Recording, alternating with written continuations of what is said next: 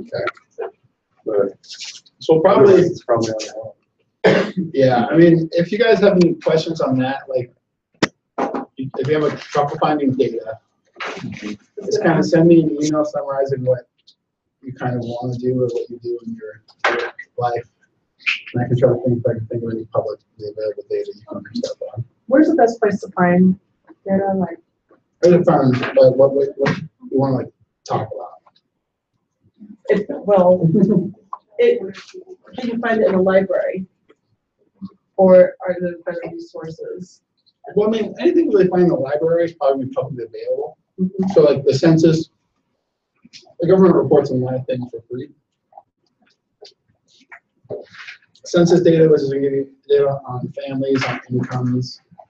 Sometimes on housing values, you can kind of parse some of that out of the census data. You can also go to like the Bureau of Labor Statistics, reports on like different commodity pricing, and even gets down to more specific goods pricing. And then you can just combine some data sets together based on the month. If you're interested in like energy topics, the EIA has tons of data on that. So there's a lot of publicly available data. So he said, he encouraged us to do it on our own job or whatever. So I was thinking about something in my own department, and I asked for P&Ls. Would that be a good place to get? I guess it's depending on what kind of data. What department are you in? It's a sales division. Okay.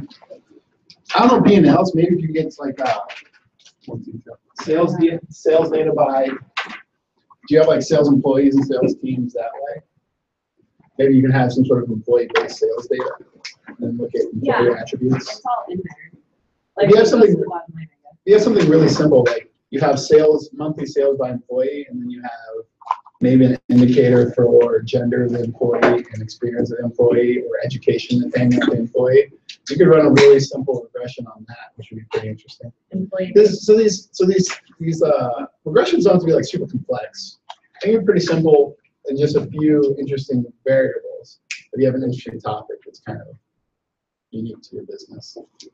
You just kind of need, like, you're always estimating your Y.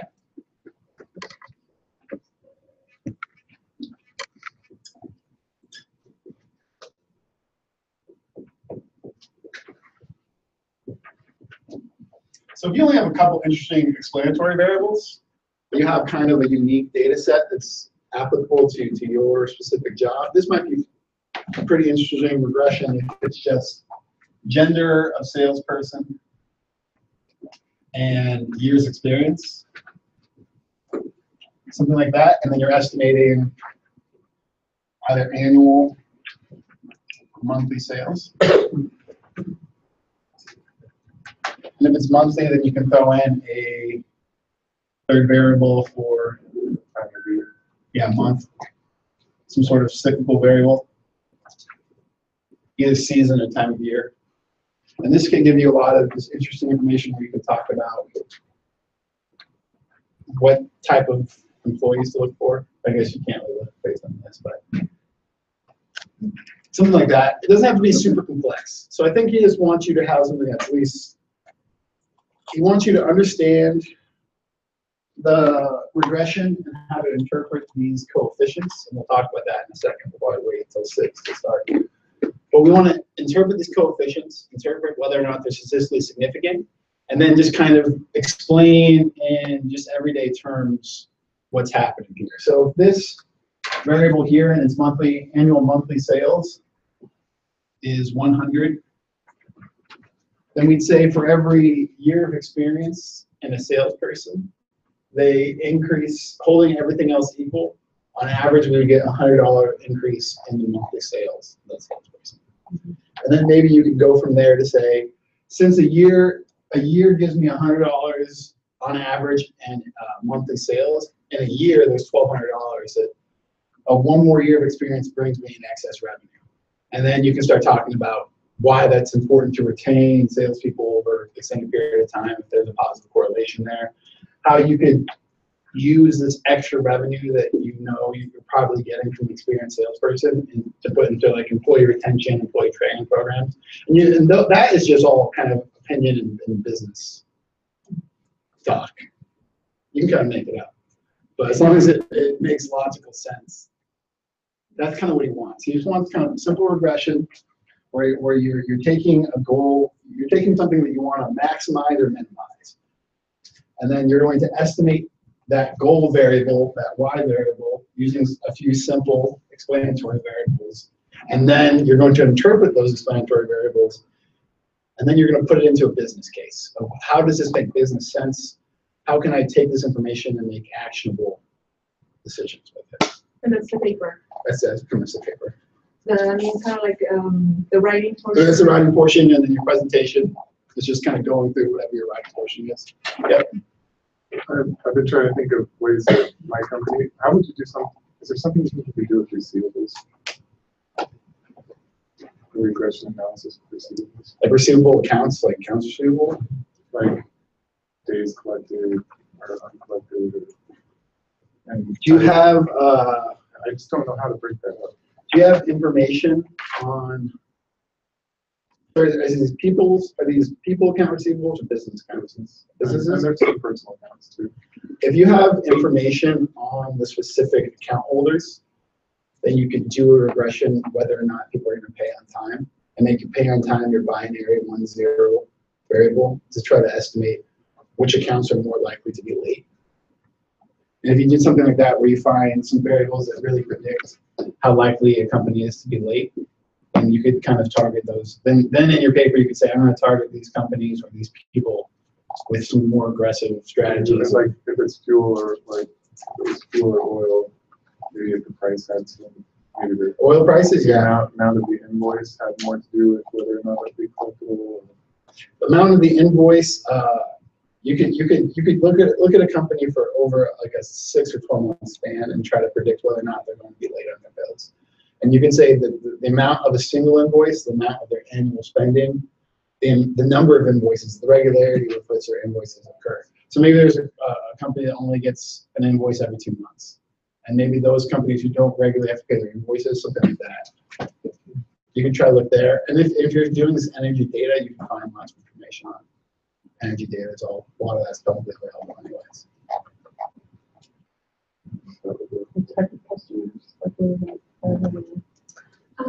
In case that we don't have access to any type of information, because we're currently not working, what would you recommend? Should I go like the metropolis and do kind of like crime and seasons? You could. I mean, that's a good idea if you can get that data. There's a lot of publicly available data. Mm-hmm. So I would just kind of do something national, publicly available. I looked at the census's website, has a bunch of stuff. The BLS, the Bureau of Labor Statistics, has a bunch of information. You can go there and just pull your data from there. And then it might take some aggregation. You might have to pull like corn prices, Yes.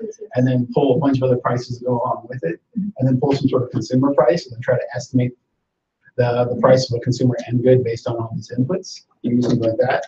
It might take a little aggregation if you pull in the data and then you line the data by month and then pasting all of it in one Excel book, but that shouldn't be too much work.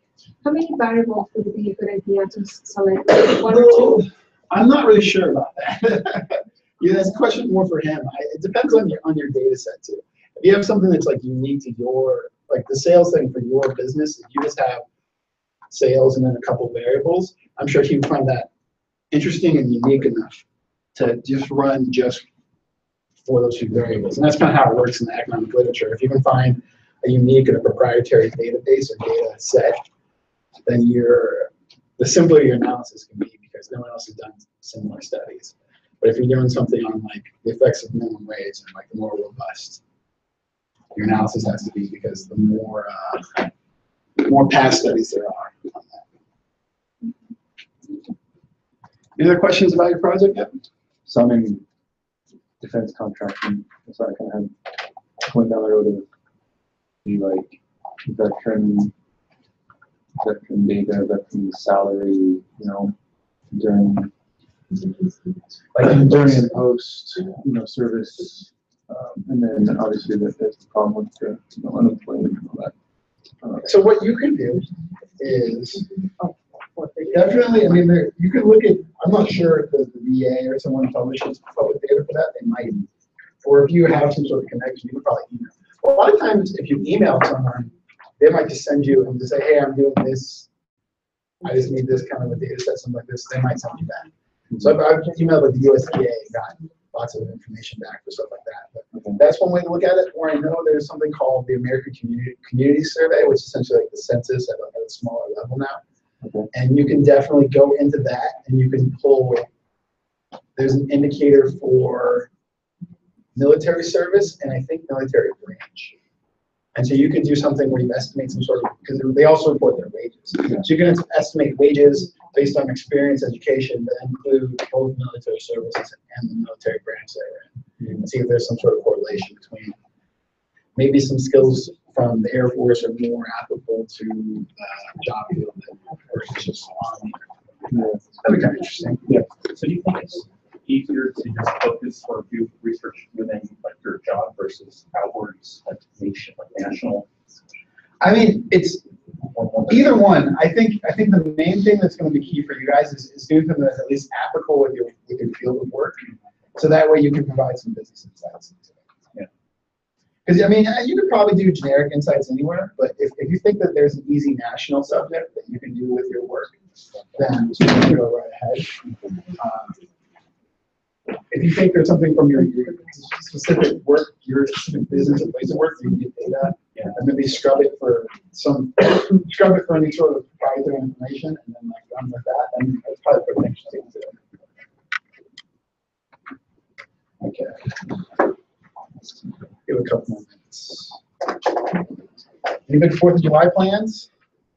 It's on a Tuesday, that kind of sucks.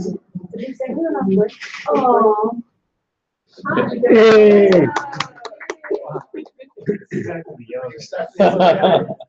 Wow. Did the sexy fireman rescue you? Was it a fireman? No, it was a cop.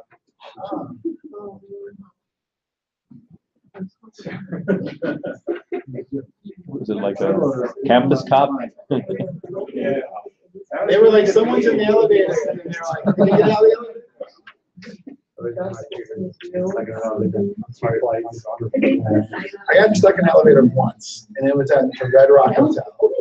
And it was because a very, very fat couple got in the last second, and then a very, very fat man left his family behind to get in the elevator alone, and then he broke the elevator. And then he was like sweating profusely. It was the middle of summer. It was hot. Oh. And then he started just like screaming and was like freaking out.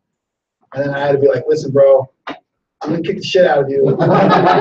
Calm down, it's your fault. You weigh 350 pounds, you got here very last.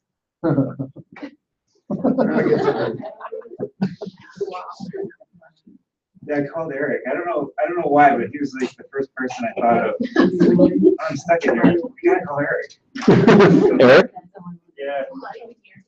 He's not even here. He called me. Yeah, he's on his way. Tell him not to take the elevator. I think you know.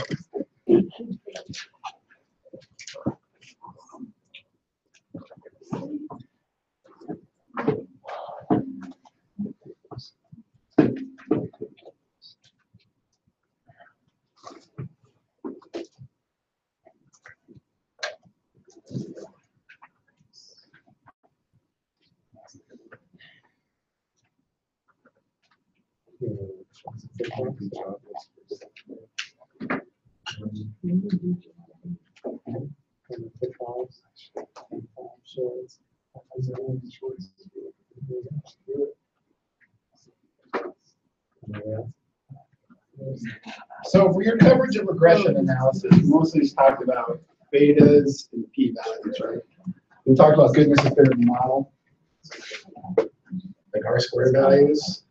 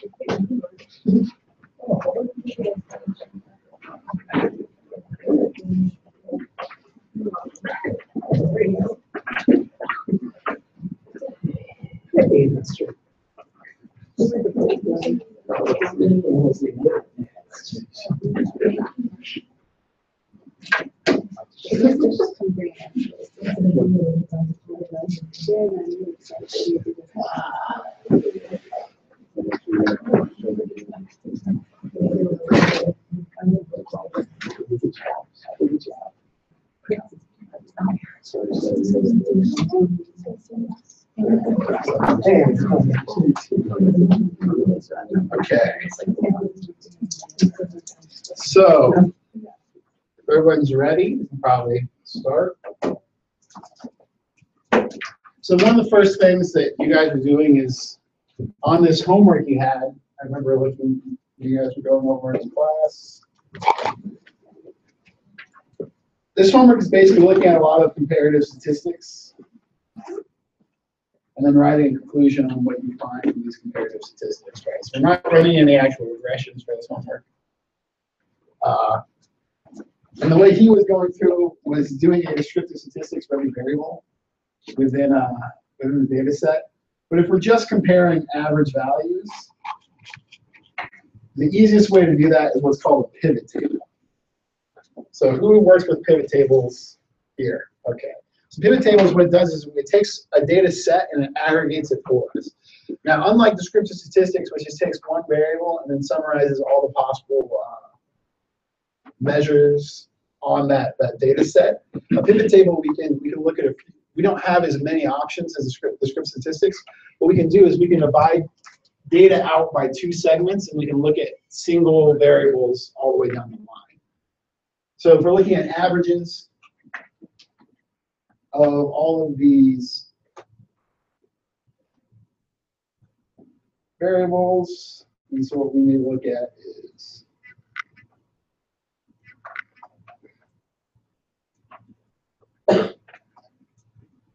so instead of running descriptive statistics for each one of these, we can look at the averages for Summerlin and Henderson for both home values, square footage, average number of bedrooms, average bathrooms, average garage, average number of garage stalls, I'm guessing, and then whether or not they have a pool.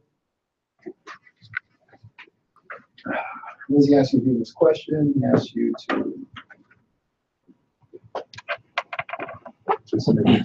determine your findings. So the most interesting findings on this are going to be a couple of them. A lot of them are pretty self-explanatory. Average prices in Summerlin are higher than the average prices in Henderson. I'm guessing he means like Anthem area? That was all gated. Yes. All the garden. Whenever I think of Henderson, I think of like the really terrible parts of Henderson. I think that the whole report was done On a million dollar homes. homes. I guess like there's some. I think of like like the Fiesta, like 95 college like, I think like Henderson. East Side town is weird and scary. That's why I don't go there very much. So, interesting thing here. Let's look at pool. So fireplaces. How many fireplaces are in your house? Pool. Not many houses are going to have more than one pool. So instead of interpreting this as the number of pools a house has on average, this is more or less where we're interpreting the percentage of homes in both those areas that do have a pool. Yeah, it's 0 or 1. So closer to 1, it is more likely. Yep. So what we're saying is, if you buy one of these houses from Henderson, there's a 94% chance to have a pool. One of these houses from Summerlin, there's an 84% chance to have a pool. So Henderson homes are essentially 10% more likely to have pools than Summerlin homes that are all over $1 million in these very select neighborhoods. But this is a much quicker way of getting all this done. Later in your paper, he says he wants you to compare male versus female means. And so we can do that right here. What? Oh, pivot table. So here's how you start a pivot table. Go to the corner here, select this little corner up here, say insert, and then there's this option pivot table. And then if you have that little corner clicked, you can just hit OK, it'll pop up a new worksheet. And then so for gender, we're going to put gender to the columns. So is gender male, female, or one? I don't. One's male, 0. One's male, 0 is female. And then we want to look at the prices of the homes that they're selling. So we're going to put prices in the values. Now, first it comes out as count. So when it comes out as count, we're saying that there's 138 houses in this data set. Women sold 79 of them, men sold, 59 of them, men sold 79 of them. Well, when we click on this, we can click on this little drop-down menu on values. We can go value field settings. Instead of sum count, we can go to sum, or we can go to average. So on average, women sold houses that were about $60,000 more in price than men. How are you getting yours? Mine's putting them in columns.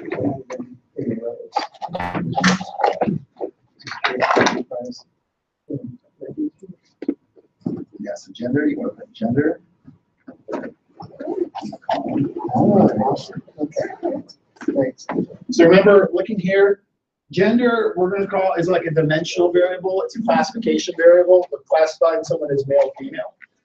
So we're not going to do any aggregations on that actual variable because adding up the genders just gives us the total of man. It doesn't really give us a variable that's that interesting to us. So we put dimensional or categorical variables, we put them in the columns or the row segments. And then when we want to aggregate or do calculations on a variable, we put that into values.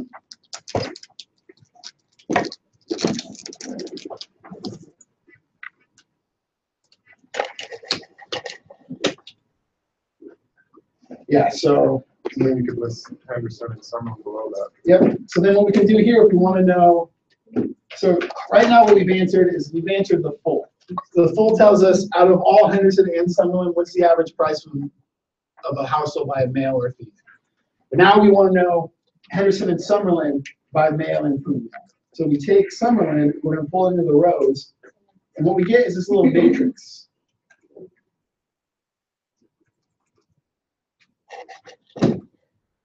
So what we get is a little matrix that says, this is females, this is males.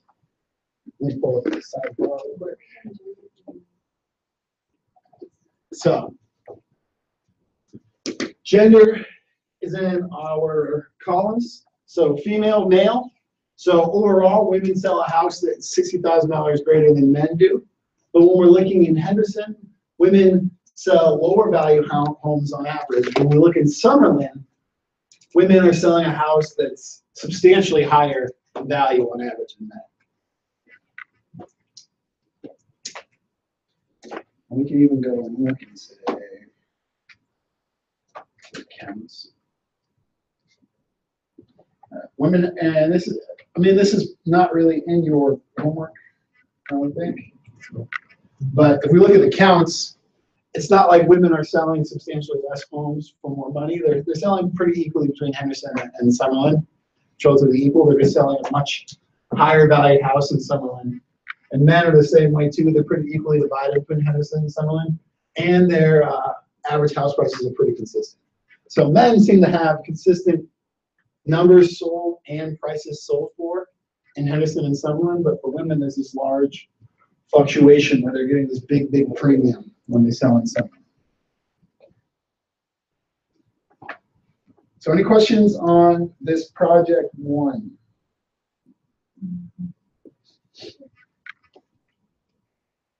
In general. and how pivot tables can help us summarize variables a little bit quicker.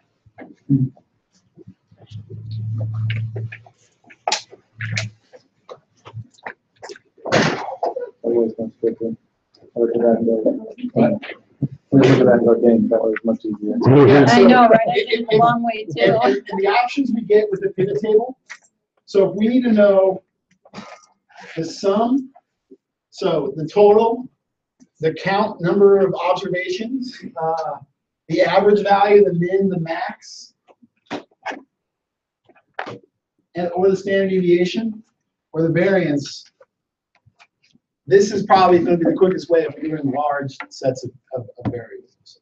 Because we can select each single variable and go down the line and then run descriptive statistics. And that's going to take a while, or we can just plug it into the pivot table and it's pretty customized.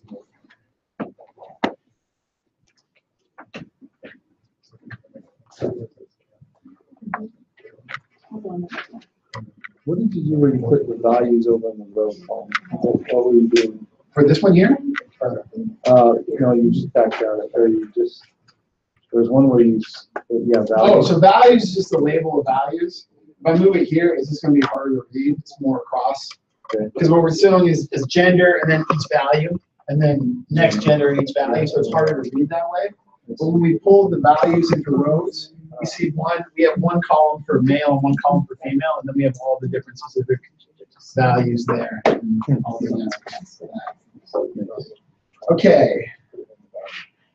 Let's go here.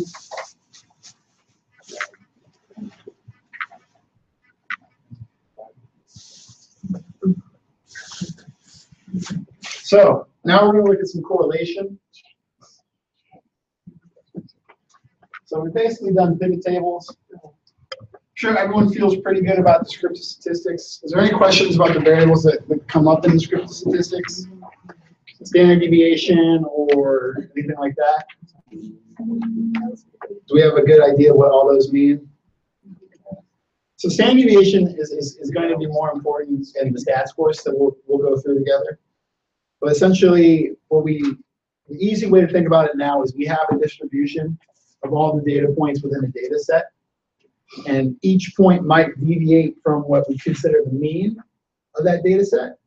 And then we're just standardizing that so that we can describe how expansive out the data set is.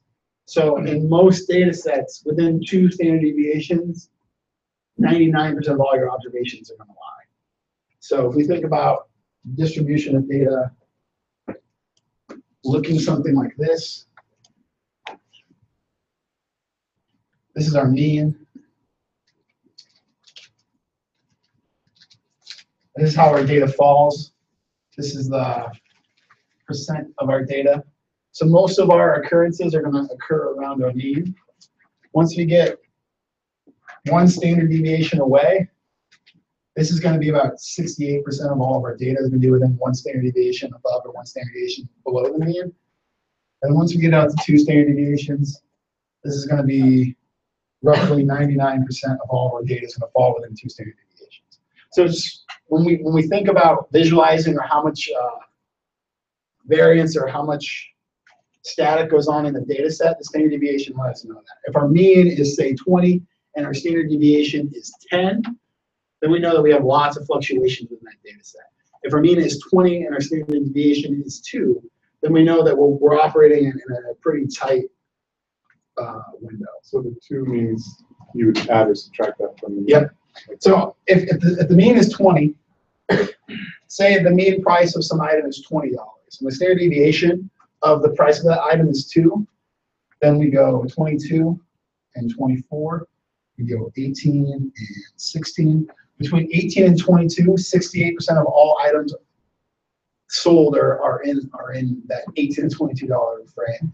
If we want to see where 99% of all items are sold, they're sold between $16 and $24. Is it always 99%, always 68%? Under normal distributions, yes. So normal distribution. So, and for the sake of this course, and of course in the stats course, we're going to assume normality for a lot of almost all of the populations.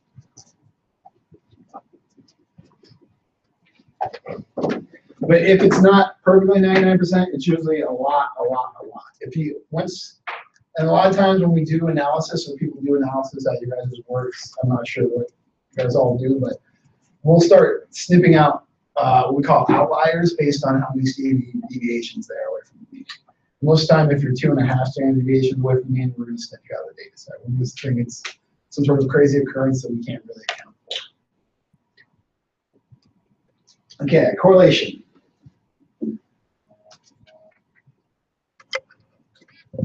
Let's do this. Copy, paste.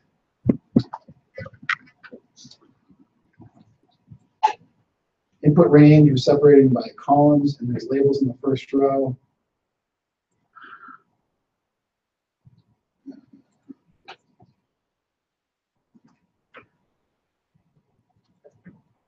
So what does this do? This is going to tell us how that's not a very good example. Let's look at this. Data analysis, correlation, this selection. I'll put a new worksheet. This is a correlation matrix. So we're saying is we're looking at the relationships, the correlation relationships between two variables. So correlation is how those two variables move together. The correlation is going to be contained between -1 and 1. So two variables can be anywhere between -1 and 1 is where our correlation coefficient is going to end up. If we have a positive correlation coefficient, that means those two variables move together. We have a negative correlation coefficient, that means those two variables move apart from each other. They move in the opposite direction when things happen.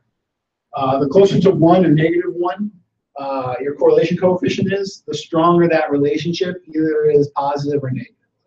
So if we look here, square foot and price, 0.685 for this data set, that's a pretty high correlation coefficient. And so we're saying that square footage and price move in step with each other, but not 100% in step with each other. So there's a strong, if we add more square footage to a house, there's a strong likelihood it's going to increase the house's value. Other strong ones are bedrooms and bathrooms, and that relationship makes sense intuitively to us. No one wants to live in a house with 7 bedrooms and 2 bathrooms. That wouldn't make much sense. So for every bedroom you add to a house, usually you're going to add at least half a bath to the house in general. And what would be an example of a weak relationship? So a weak relationship is going to be between price and pool. It's 0.08. So that 0.08 is less than it's less than, it's very, very close to 0. It's much closer to 0 than it is to 1. So there's little to no relationship here between the price of a house and having it. So when we run the regression analysis, we probably would find that there is little impact of having a house with a pool on the actual price of the house. That's surprising. They're already $1 million homes. They're already $1 million Oh, homes. they're $1 million homes. That's- A lot of them already have. Also, we're dealing with populations that are either somewhere in the average of like 90% of them have pools already. Right. So, and then sometimes, I mean, people want, when it comes to pools, some people want their own pool versus an older pool. Pools that get outdated quickly. So, any questions on correlation matrices? Does it matter if you're like pool is a 0 or 1? Does that change the factor? All the correlations? Like if you No. have a female agent. No, because if it's 1 or 0, it's not going to change that relationship at all. It might make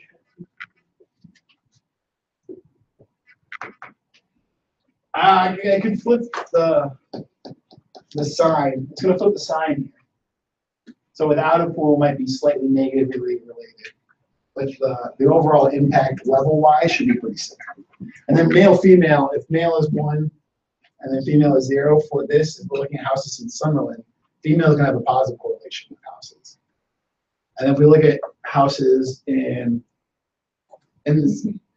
if we were to swap that and look at just Summerlin houses, and we made female, so male is 1, female is 0, and someone that's got a negative relation with the price of the house, and then we would swap that, then it would become a positive relationship based on, so, but it's not so much the numbers relationship, it's that female agents are positively correlated, thus male agents are probably negatively correlated in relationship to female agents. So p-values don't play a role here. P-values tell you the significance of the relationship. P-values tell you the significant relationship within a regression, within the framework of a regression analysis. So from here, we can look and see, I would venture to guess that probably these 4 at least have a p-value that makes them statistically significant if we were to regress them against the price of the house, which we'll do in a second. The p-values are saying, once we run this regression analysis, we try to estimate the price of the house given these variables, which ones are actually significant in impacting the price of the house. And so for pools here, 90% of all houses have pools, and we know that maybe the impact, the correlation, the positive correlation between pools and housing prices now is pretty tentative. We might find that pools don't have a statistically significant impact on this regression. And that could be for a number of reasons, either people specificity in what type of pool they want, or the fact that already 90% of houses have a pool, so it's that 10% is entirely affected. Questions on correlation matrices? It's pretty easy. If you go to the data analysis tab, it pops up. It's easy to run. Now let's talk about visualizing correlation relationships.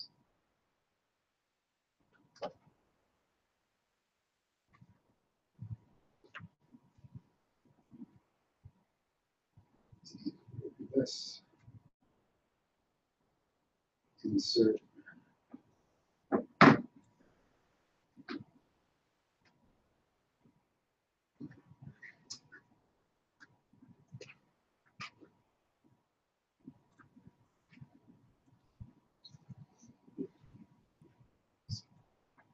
There we go. Scatter. Select the data.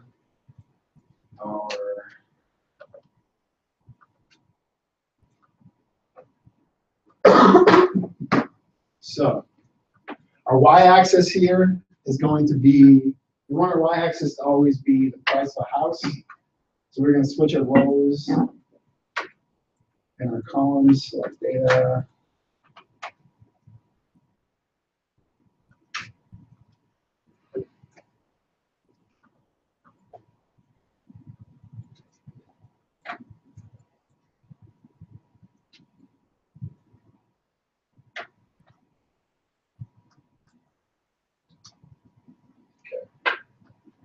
So here is our house price given square footage. Square footage is our x, or our input variable, and our house price is on our y-axis.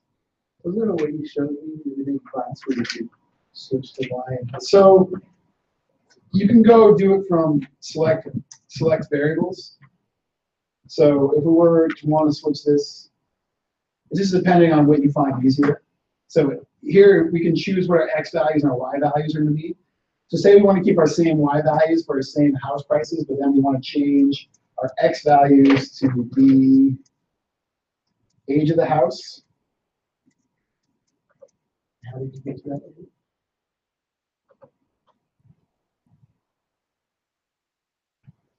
You get to this by going to select data. And so now we're going to go back and we're going to edit this and we're going to change this back again to be, our x value now is going to be square foot again.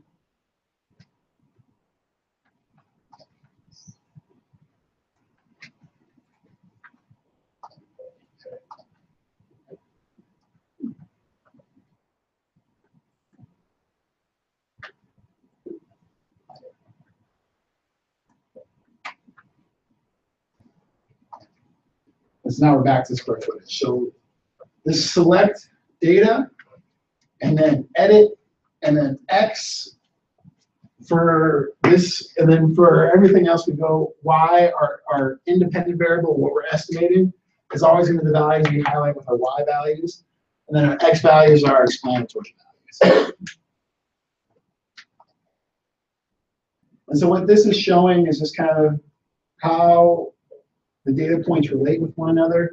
We can see a sort of positive relationship between square footage and price. We can throw in a trend line there if you want to.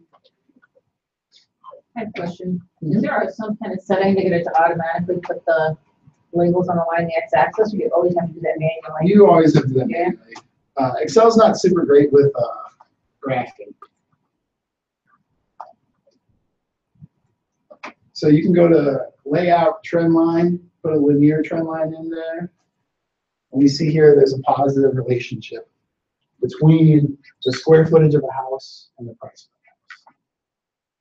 So what we're doing here is we're providing a visualization of a correlated relationship. So before we had a correlation matrix, we had a correlation coefficient. And now we're going and we're putting this to picture to make sure it looks like it makes sense. What we can also do with this trend line, we go to more trend line options, and we can display equation on the chart. Would you show that again, please? You go to trend line, more trend line options, and there's a display equation on the chart option down here at the bottom. If you guys don't have that, maybe it's under quick layout. Yeah, there might be a little side layout that you could add it on. This is an older version of Excel. So then we can take that and look at it, and let's talk about what this relationship tells us.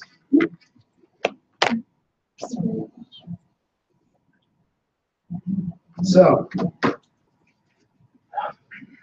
y is equal to 3, 3, 4x minus 1, 2, 6, 3, 5, 4. Okay, so this is our equation. So what this equation is, and what this line represents, is a simple regression where we're just using our explanatory variable x being square foot and our predictive variable, we're predicting y being the price of the house. So our beta null in this case is negative $126,354. So if we were to sell a house with 0 square footage, we'd have to give someone $126,000 to take it. That doesn't make sense. But our intercepts are not always going to make sense in regressions. What we're doing is we're measuring, especially as we get into multiple regressions, we're measuring a bunch of variables, we're measuring their impact. And so when we start predicting y-hats or residuals, we're going to use this beta null then, but a lot of times interpreting it in real life doesn't make any sense. So when we run a wage regression, we end up with a beta null. And interpreting that beta null is saying, if someone is the age of 0 and the education of 0 and all these other attributes of 0, what would their wage be? And sometimes it's hard. That doesn't make any $15 now. Doesn't really make any sense from a practical standpoint. From a statistical standpoint, we just call our beta null. We kind of usually leave it alone. This 334x is going to be our beta 1. And x is going to be square feet. So let's interpret what this 334 variable means. This 334 variable means holding everything else constant in a house, and for the simple regression, increasing square footage by 1 square foot results in an average increase of $334 in home value on average, all else equal. So on average, all else equals pretty synonymous with this ceteris paribus. Try to teach you guys And what? Is that Latin? It's Latin. I don't know how much Latin you guys want to be using on a regular basis. Zero. We just say on average all else held equal.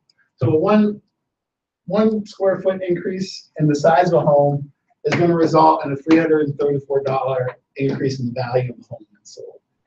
As long as you're in Summerlin or Henderson, you have these fancy houses. Question, that 126, that's a minus 126, right? So it's on. Yep. So Okay, we're on the it's not- negative side. It's not this line. It's not No, this on the line is it. But this line would intersect here and be in the negative if we were to continue this one. Oh, okay. It just doesn't like, it's a little zero there. So other questions on visualization and relationship between two variables. When we run a multiple regression, we're kind of doing this, but we're doing this on like a multi-level plane, and we're holding all else equal, and you can't really visualize it as well. But we can go through and variable by variable. We can look at just a simple linear regression by graphing a scatter plot and then throwing a trend line in there.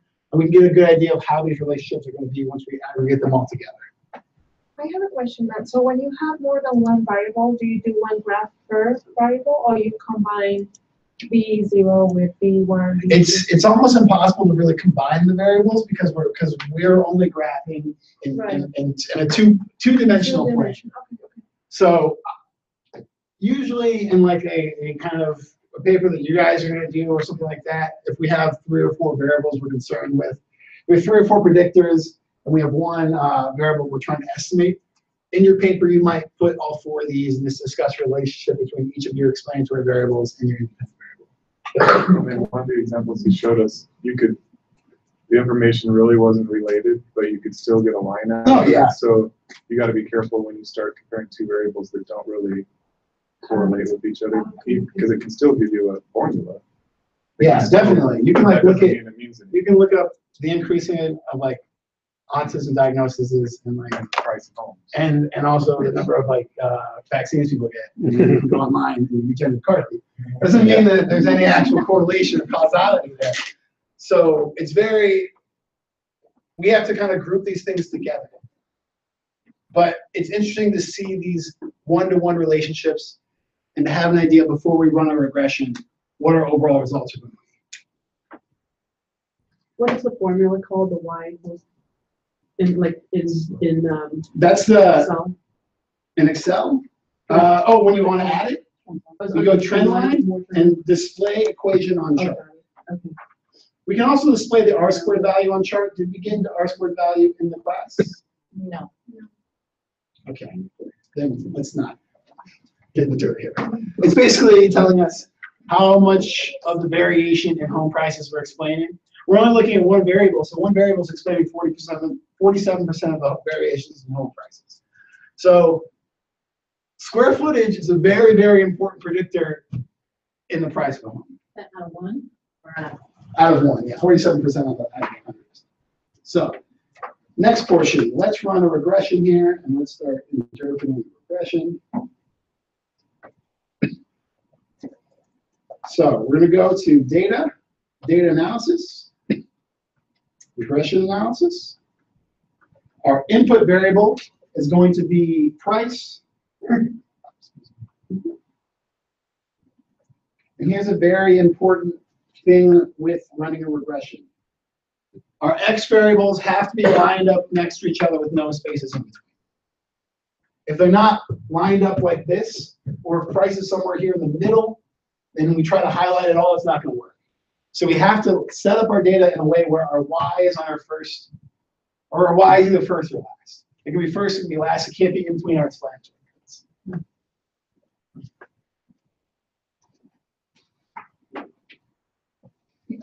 And then for our x variable, we'll go square foot, beds, baths, garage,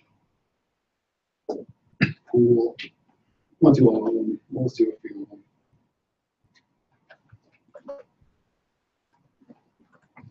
We want to add, there's labels. We highlight the labels when we selected our values. Then we get our residuals.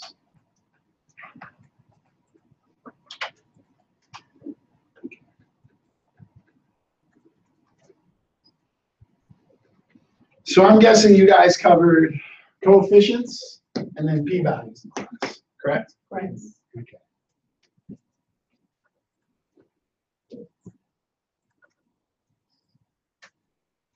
Did you cover how you got to p-values and what, like, mathematically, or just what they were and how to interpret them?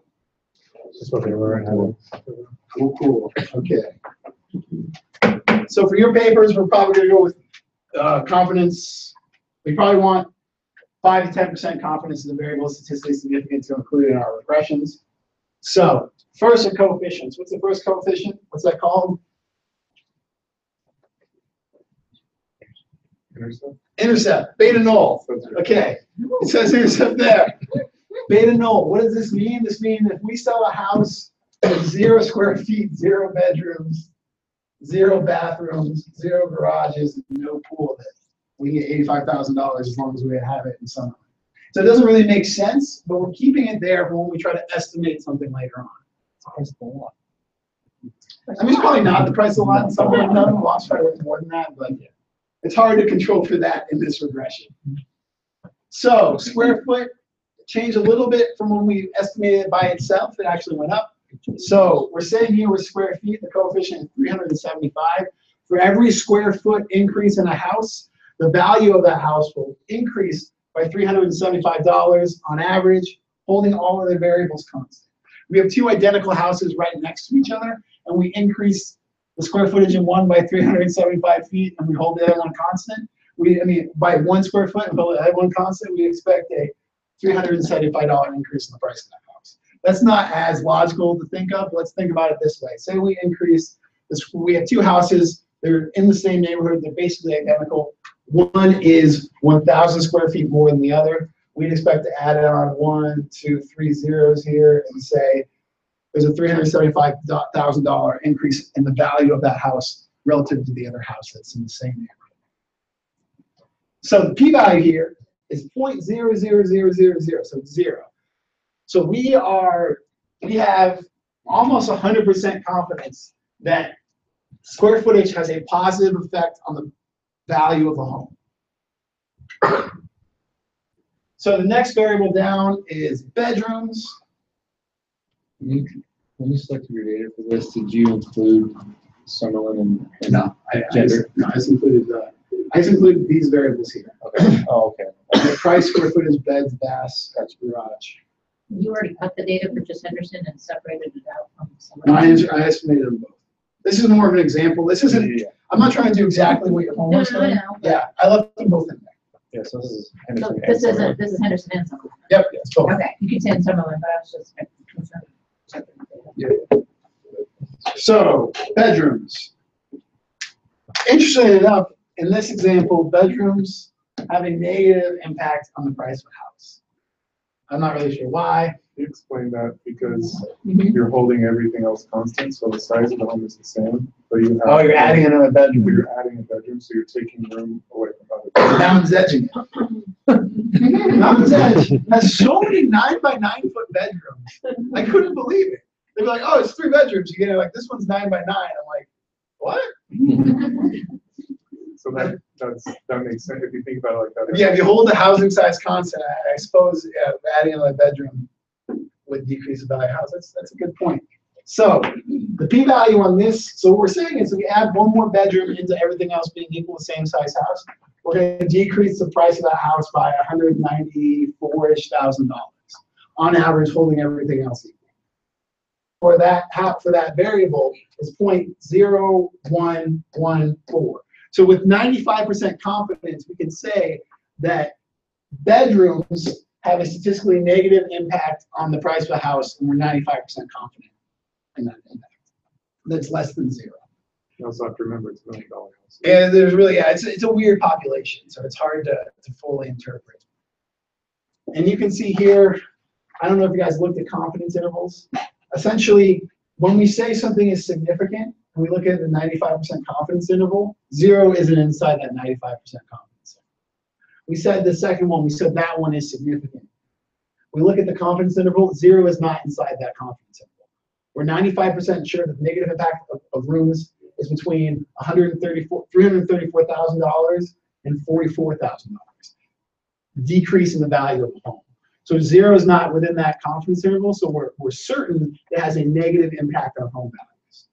That's basically the one thing we prove for certain when we run a regression is that this impact is negative, this impact is positive. This here is an estimate of what we think the true impact is, but we're not fully certain. But we are certain that more square footage leads to more dollars for a house, and more bedrooms in the same size house leads to less dollars. So the third one down is bathrooms, 103,000. So we're saying if we hold everything else equal, and we add in the bathroom, we're going to increase the value of the house on average by $103,000. We go to look at a p-value, oh, we run into a problem. The p-value here is 0.16. So if we're dealing with 5 or 10% confidence, we want to, that's going to be a critical value, 0.1 or 0.05. This 0.16 is going to be greater than our critical value. So what we're saying is we have about an 84% chance that bathrooms have a positive impact on house prices.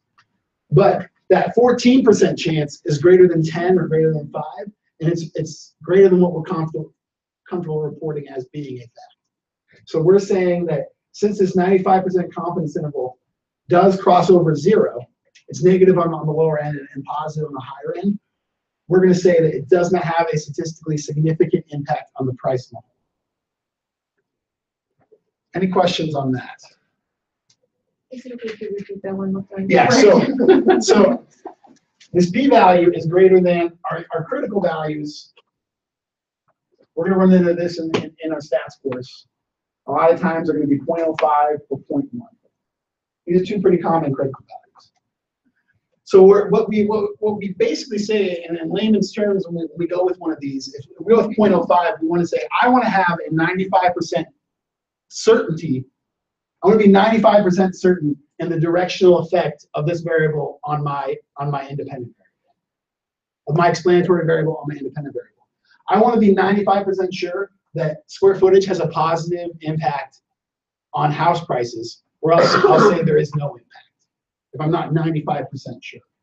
So what happened here is we see that bathrooms have our point estimate is $103,000 impact on the price of a house. But we're only 84% certain that impact has that variable, that more bathrooms, has a positive impact on houses. So 84% is less than my threshold of 95% confidence that I want to have in order to report it as fact.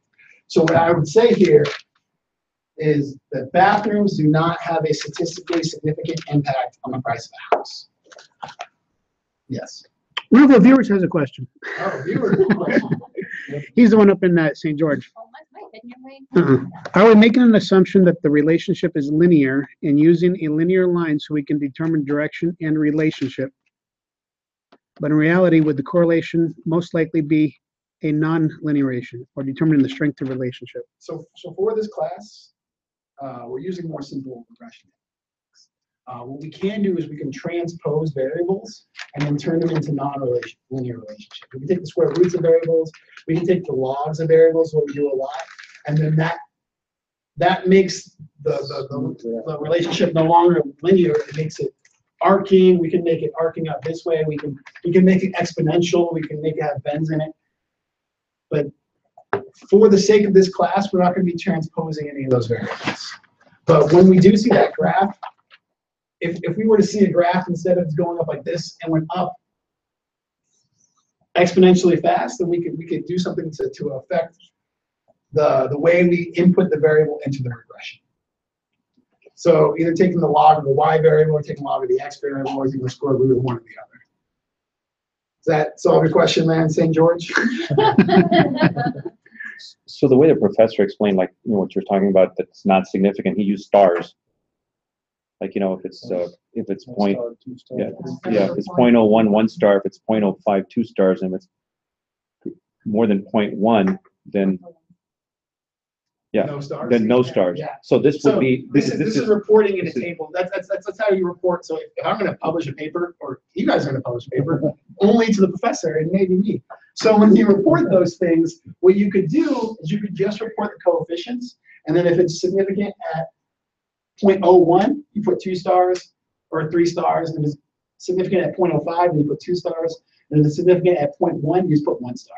That's another way of just signifying how significant your variables are when you put it into a paper. Without actually listing. Yeah, without listing all this, because if he's reading through all you guys' papers, and there's a lot of them, and he wants to bet, he doesn't want to read through all these p-values. If you can put these stars and notate which ones are significant, and he can just swoosh right through them and give everyone A's. Okay, so let's interpret the last one, pools. Pools is going to be a slightly different interpretation than our other variables, because pools is binary, 1, 0, 1, 0. This is 1. If we have a pool, we're saying there's $121,000 impact on the price of the house. If we don't have a pool, we're saying there's 0 impact on the price of the house. So we're saying that right now that houses with pools are $121,000 more valuable than houses without pools. But then when we look at the p-value is very high. So the confidence interval definitely contains 0. So in reality, pools do not have a statistically significant impact on the price of the house. But the way we interpret it is different because it's binary. It's 1, 0. We can't interpret it as adding 2 more pools to give us $240,000 increase in the house. It's just, is there a pool or not? And we just either add this variable onto the price of the house or not. So you have that formula up there. Mm-hmm. How does the formula? Can you fill in that formula? Yeah. So here's an example of something that you can do. So we can say that let's just assume that all our variables are significant. So we showed that some of them are, but let's assume they all are. So say we're selling a 3,500 square foot house. It's got 4 bedrooms, 4 bathrooms, a 4-car garage, and a pool. So if we want to estimate what the expected cost of that house is going to be, we would take the intercept plus beta 1 times x1 plus beta 2 times x2 plus beta 3 times x3 plus beta 4 times x4 plus beta 5 times x5. And we would get, I clearly didn't put enough square footage or something, probably. Yeah, too many It should be over a bedrooms. million. Maybe this, I didn't look at what the average square footage of these houses were. It's Yeah, too probably many bedrooms. much bigger than this. What? Too many bedrooms. Is it too many bedrooms? No, actually, But the bedrooms are My house negative is only like 194,000. 39 square foot, so I'm doing But you can change that. Right? yeah, I could, if I wanted to increase my square footage to. are you 40, adding yeah, 4 beds or the total are 4? You're adding 4. And then why should it? 6,000 total, 4 beds, 60,000. 60,000. Oh. Yeah, but each bedroom is negative $194,000. Yeah, but see, 6,000, then it makes more sense. Maybe we add on a whole guest house. Oh, you're starting at 0. That doesn't make sense. It's And that's what the p-value is outside of the statistically. Right. Okay. 99. Did you split out Henderson and someone? No? We can try that. Yeah, I just know. Yeah, the whole thing. I remember I was wrong. Why would that change though? I don't know, it's kind of weird that pool would go from being not significant to being significant. I think it's because it increases the value. Your formula, nothing's going to make sense. Exactly. So he was playing with that, assuming that all the variables are statistically significant. Exactly. Otherwise, we're ignoring it. On the X, for some reason, it doesn't let you do it by columns. You have to do it with the range. At least. You can do this though. Here's a sheet. We can paste this here and then say that we need B through K.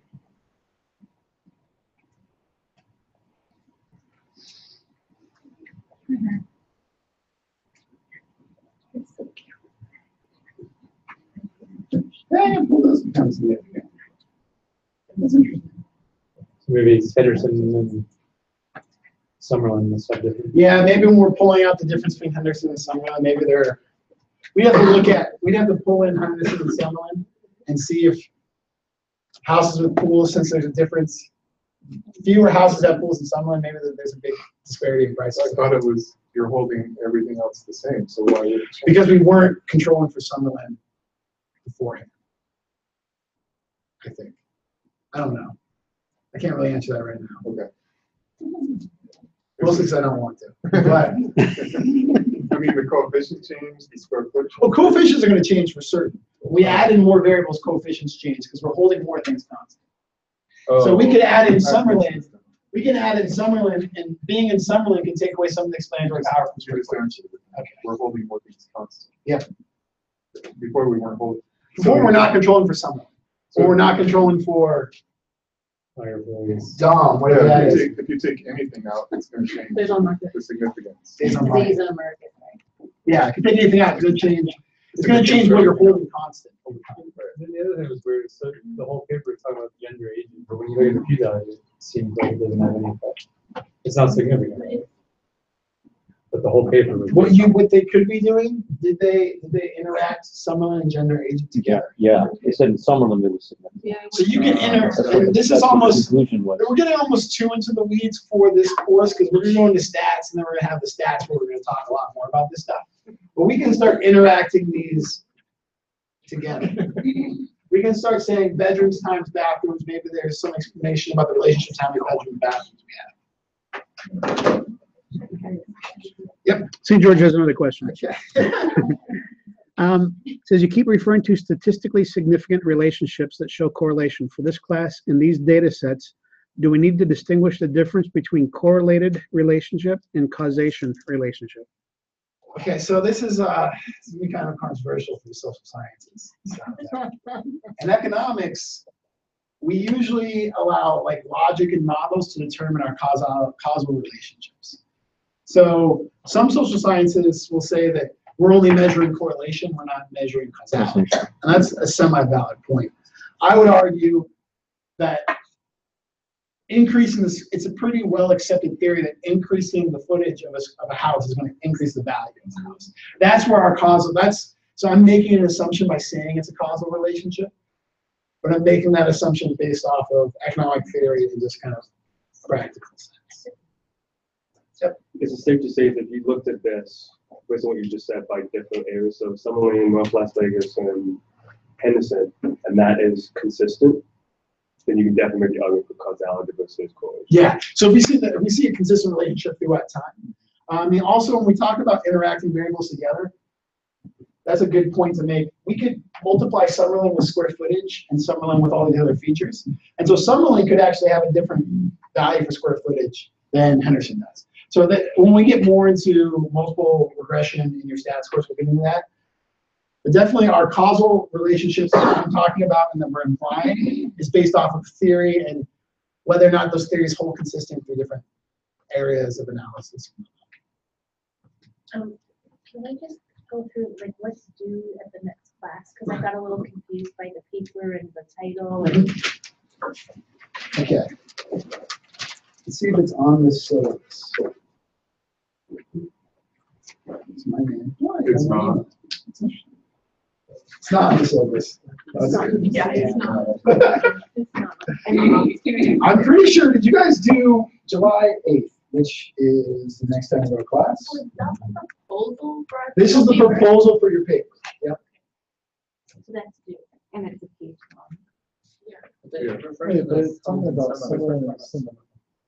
I think Oh, this is I the think Yeah, whole, this because- is the homework You the know- other person put together. Definitely when it's doing this. Section 1, study reflection. This is what he sent out afterwards. Oh, Yes. I thought we were supposed to use this to write the homework. Yeah, this is the. That's what I thought. I think that-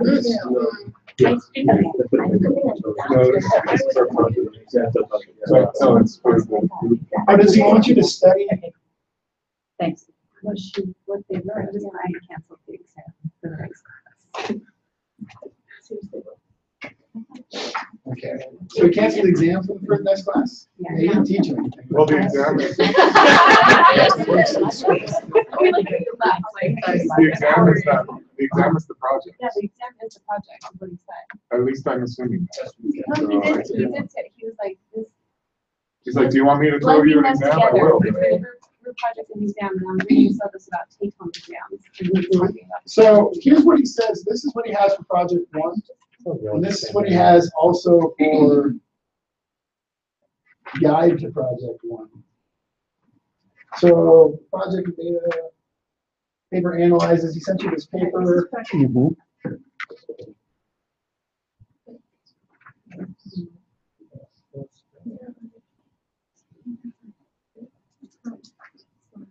So descriptive statistics. I think he wants you to. To report that on. You're summarizing this paper. This is the homework. Yeah. So introduction, read through the paper. Your introduction is just you kind of summarize a quick summary of the paper, what the paper discussed, and then you go through and you do this descriptive statistics on this data set that he sent you. So we just pull the descriptive statistics, put them into a nice table, make them look nice, paste them, talk about the averages of each, just talk about what they mean, talk about how big the standard deviations are relative to the size of the means, just kind of talk about the data. Next one, comparing characteristics of homes in Summerlin and Henderson. That's just a pivot table. Pull it into a pivot table, look at the averages in each variable for Summerlin versus Henderson. And then compare the performance of female and male.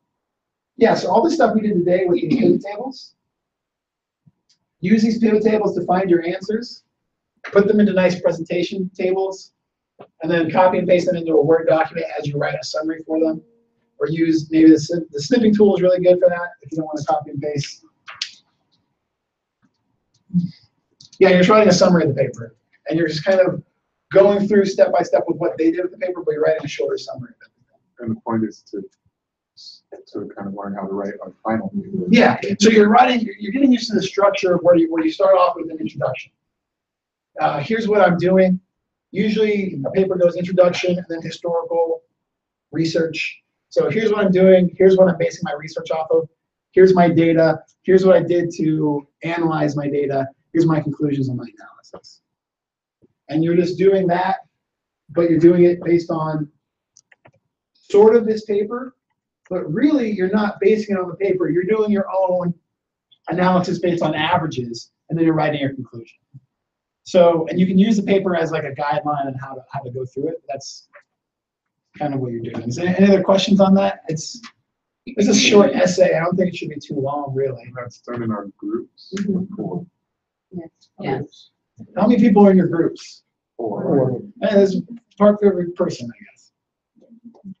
Or maybe you have people work on different segments, because this is going to be pretty easy in the intro. It's kind of just writing the intro.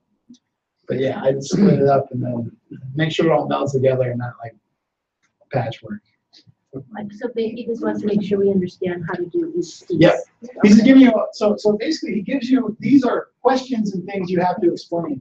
Each one of these, he wants you to explain all this in each section. So this document tells you what you need to answer. But he doesn't want to answer it in just a line underneath each question. He wants it answered in an essay form. So you write your essay, you write your paragraphs, and then you make sure that you answer each one of these things in the flow of your essay. Okay, that makes sense. That makes a lot more sense. A lot more sense. And then just the structure of it, I mean, it's kind of redundant. It's kind of a redundant set of documents. This is just kind of giving you more of an outline form of how he wants it to flow, and the other one is giving you questions you have to answer within each section. I mean, this is a good format for our final project as well. Yep, right? yep. It's a practice for what your final project will be like. So with your sales thing, you start talking about kind of how your business works, a little bit of the structure of the business, structure of your sales, is there commission, yada, yada, yada. Next one, you would summarize your statistics, and then you would talk about the model that you're going to use and the model you're going to estimate. You talk about the results from your model, and then you conclude on what your final conclusions are. Okay. I have a question on the paper. Are you aware or do you know good like data source locations, references, things, places? Depends on what you're trying to do. I would look, if you can get data from work somehow and they can scrub it from like personal information or Yeah, proprietary information, then you could do that. If not, then look at census data, look at Bureau of Labor Statistics, look at the EIA for energy-related data. She works in energy. You work in heavy energy? Oh yeah, do energy. There's EIA has tons of stuff. With EIA. Environmental something agency. Let's look at the EIA. I did an internship with Brookings Institute. Energy information something. EIA. Just go to EIA.gov. I file reports. Energy information. I eliminate 4 segments of the government. I don't know, but That's right. That's right. Get out of here. I got paid some money to go take tickets That's just scary. at the Republican debate for, I think it was in 08, the presidential, but it was just like Republicans trying to become the nominee. And Rick Perry, that was the one where he like reached out and started shaking Ron Paul, and it was great. But I like didn't give a shit. So I showed up in my jeans and like a sweater. And they sat me so close to the front in front of all these people who were like, oh yeah, I'm so excited. And then Michelle Bachmann kept raising her hand and she was being ignored. And then so I started raising my hand with her, in solidarity. And so it was like, I was in the front like doing this. And the kid next to me was like in line to ask a question. And at one of the commercial breaks, he was like, you're ruining a big chance, man. You're ruining a big chance. Ask this question. And I was like, they're never even get to you. And afterwards, Michelle Bachmann like walked up to me and I stared deep into her soulless eyes. And she was like, thank you for all the support. And it was the scariest moment of my life. She is a terrifying woman. She had so much makeup on. It was like clown, what is she on TV? So it's like clown makeup, and it was great. And then I realized Anderson Cooper's only like this big. He's a little tiny guy. I wanted to go pick him up. Yeah. But yeah, EIA is going to have lots of data. I file 2 monthly censuses with them. Okay. Yeah. They need to know like how much fuel we have in our tanks. And so then we can look at electricity usage based on economic variables, or we can include these usage variables into something if you work for energy. Right, because they're not going to give us any data, so I don't know what. You can find tons of electric markets type data. You can even go, I don't know if the PUC publishes any data. They might. Maybe. I used to read PUC filings, and they were very interesting. Okay, any other questions about data analysis type stuff, or anything you do to do your first homework? No, that was great I info. feel like we all feel pretty good about homework, right? Now. We're rolling Not pretty yet, solid. better now. We're gonna feel way worse about this next class. It's gonna be like real math intensive. Everything not excited. Can you just make us up some cheat sheets ahead of time? Don't put up cards. I don't think we get a note card for this one, do we? I think it's book. I mean, he has to be some math intensive.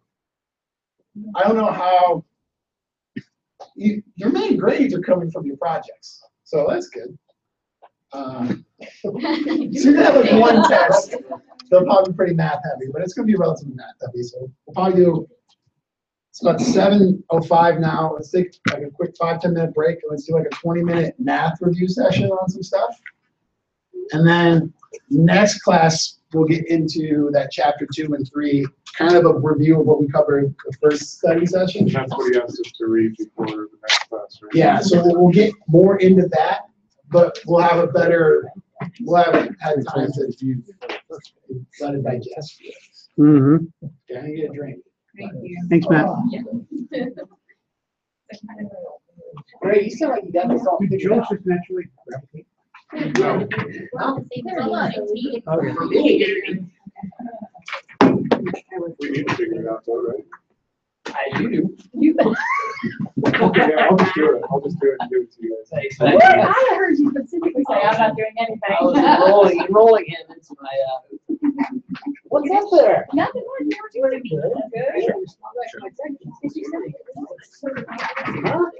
Good. Yeah. Yeah, no, I said, Beck, I said, couldn't get you to work over the weekend. A little scary. Yeah.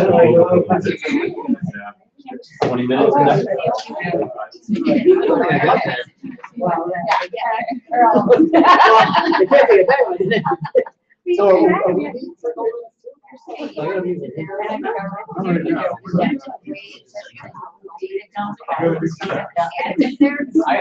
every single folder and like. Usually it's done every single folder. Which is that's just kind of the way Web Campus is not a very good product.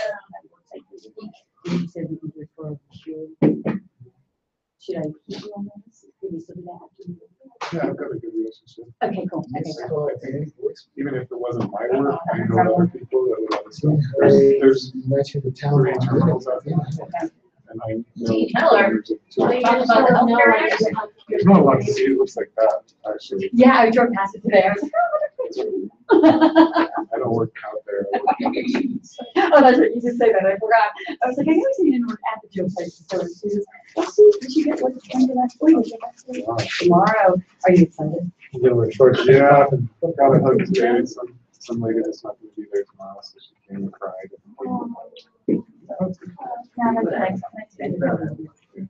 Wow. Okay, good, then I'll go ahead. This is a good portion to have for this class. No, I paid back. Yes.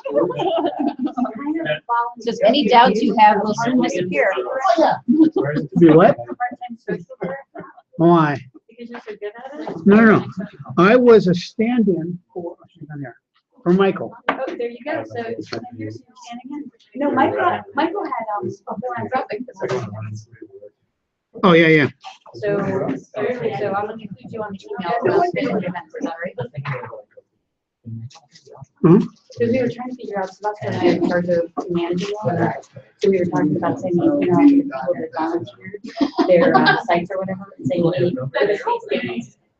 and we didn't want to class, I mean, you were doing social things, like she was doing. So we wanted to include everybody on that. Okay. You know, right, so that's why I got everyone covered in my.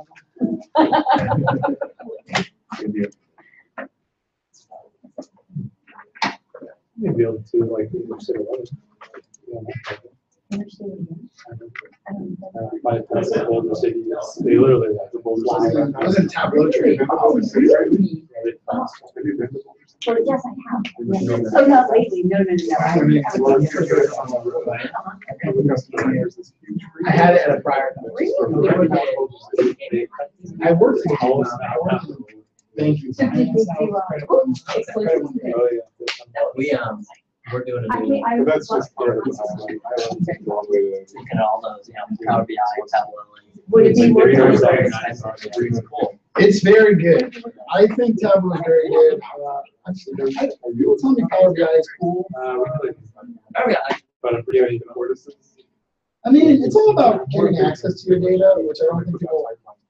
The problem with data systems or reporting systems is that like executives make these decisions and they don't know anything about anything.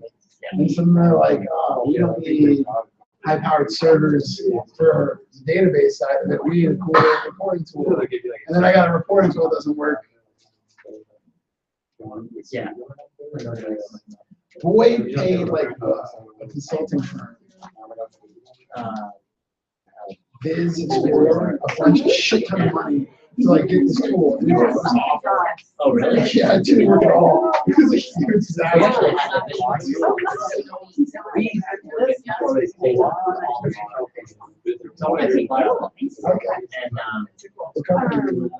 I did okay. and they came in and were like, doing it. And I didn't never really figure out how to fix it on our end. We don't have that.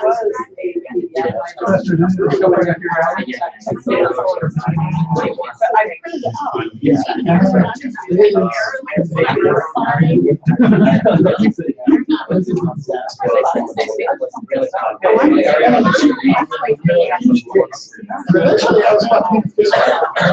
So he paid my and he just wouldn't do his job. And he just turned in shit. And then I would get really pissed. I would go, well, and then my manager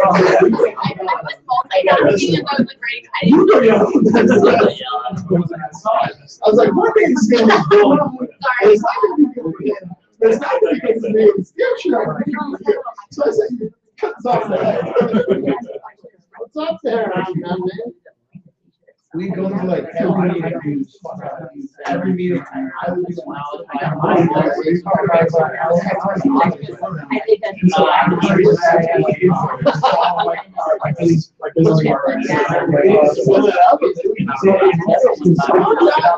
it's real simple.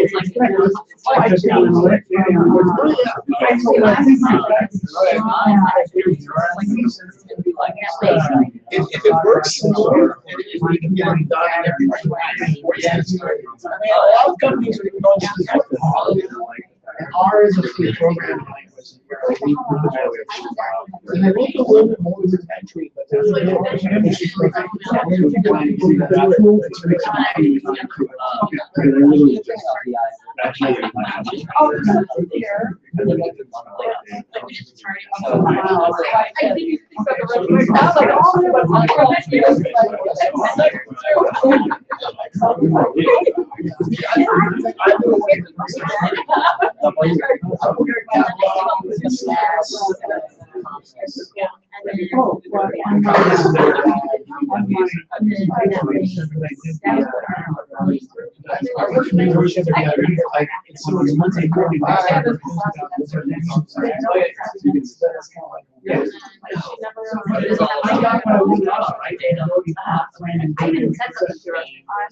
We don't rank them as it's hard to variables are there.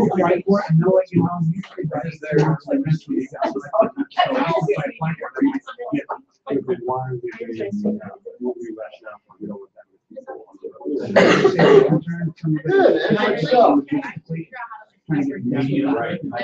Yes. I found out, and you have no idea what they're doing. Greg and I just told everyone to give you all the hard stuff. Animals. Great depends on it. So there is statute or something or the way for something that you would do across the country. And to make matters worse, there's animals are spread in the five categories. You might consider it some part of the keeping all your fish, animals, dinosaurs, and something else. That's where the categories. But then to really do it twisted, if you get 3 in the same category in a row, so it's not like you can have this direction. The third one is like double the rate of points. So now they go in on the categories we're going in, and here's the real hard part is there's information that's the night next time when you want it. So it's like talk about it. Here's 30 foot by 10 foot patio covered. Yeah, it's about $10 for this material. Right now I have essentially a patio cover that was fabric, but it's not fabric for the house maybe. So that's a structure for a patio cover. It's like a really shitty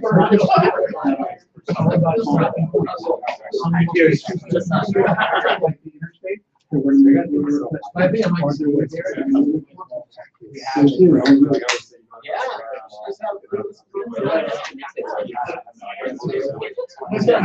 Have every part of it. Next time. That's cool.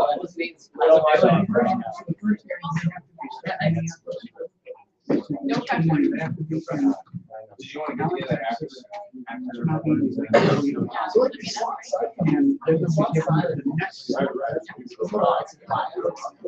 Yeah, I worked actually. So it's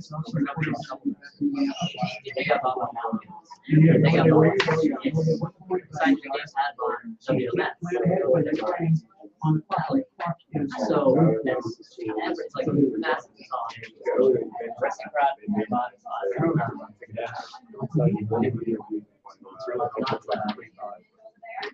vegetation.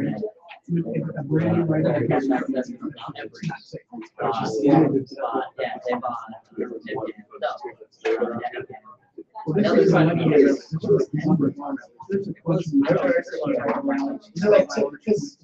GCA does, statistic machines and ATs. Yeah. They're like super shitty.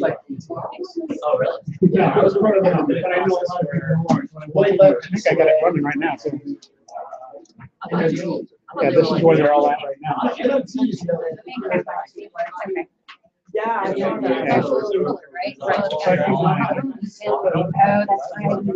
Right. Right. See, I'm big one. So it's probably better to do the whole. So you can run, you can, you just throw the people in a line, you get like, you know, you plug it in, walk up with the other one, okay, red, I think I'll have to be in there. Yeah. And I just cut it off. Yeah, but it's messy.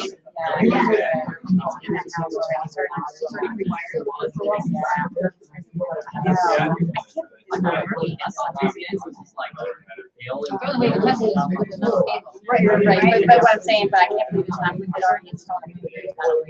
And so see, there might be, so if you go on Amazon or something, there may be something that you plug into one end, kind of like you do with the, on your outlet, right? You plug it in and go the other end, and you plug it in and it'll say, correct that, correct that. Okay, I'll go, I haven't Googled it, I've seen you all ask me. I'm sure they make one, I mean, I don't do this, but I would imagine that somebody somewhere has to steal that. Yeah.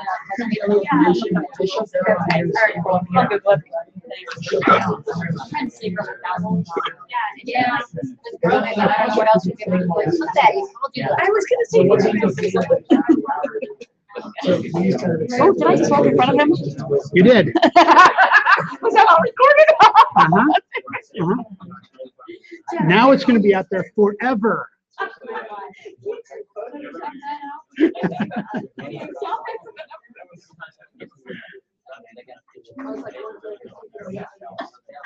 So also, the NRT contract, NRT was trying to have us,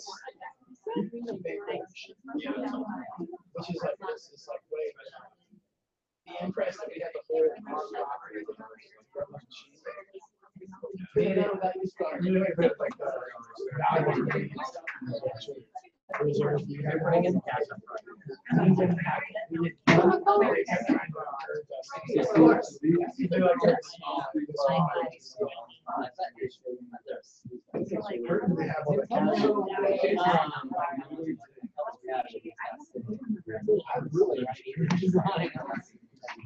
we were trying to look into like we can hold so much, we can hold so much in cash on hand. Essentially, the paying out liabilities. I felt like a television commentator. I have a question from the viewer.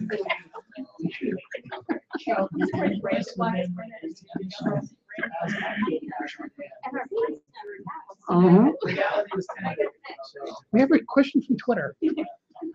Okay. Everyone ready? Yes. Ready enough.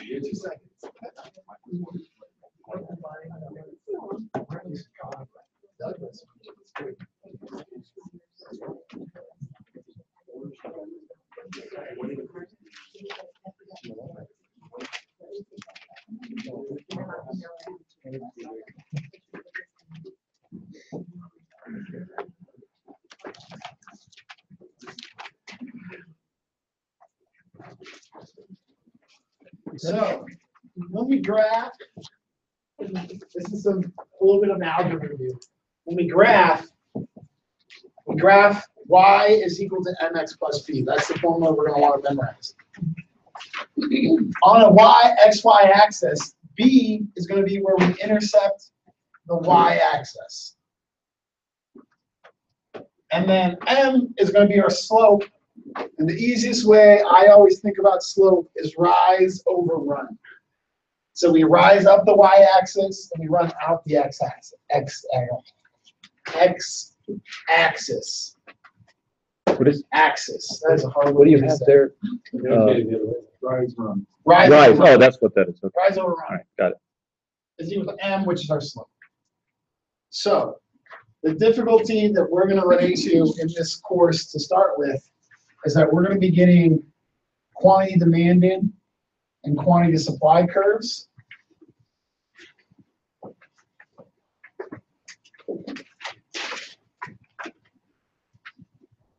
And they're going to look something like this.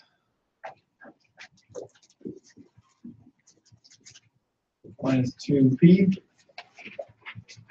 And a quantity supply curve.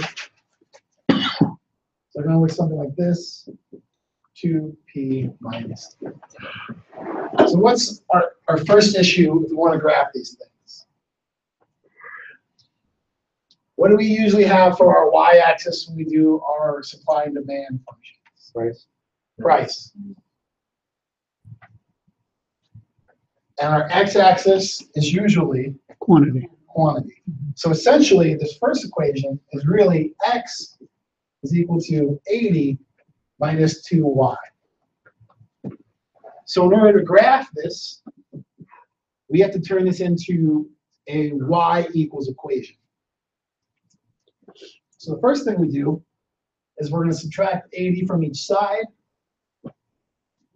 We're going to end up with x minus 80 is equal to negative 2y. And so in order to get rid of this, we're going to multiply both sides by negative 1/2. So multiplying both sides by negative 1/2, negative 1/2 times negative 2 is equal to positive 1. So we're going to put our y over on the left side now. So y is going to be equal to x divided by negative 2 minus 80 divided by negative 2. So the first thing is negative becomes a positive. So y is equal to x, negative x over 2 plus 40.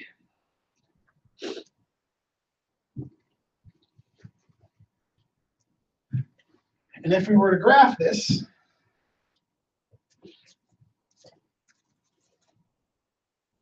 our intercept is 40. We're having a negative slope. For every 1 we go down, we have to go over 2. So at a quantity of 10, we're only going to be at a price of 35.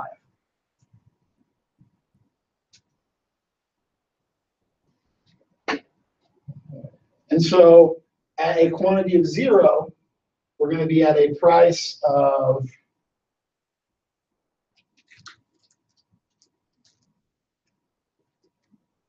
$80. Quantity of 80. At a price of 0, we're going to get a quantity of 80. Good call.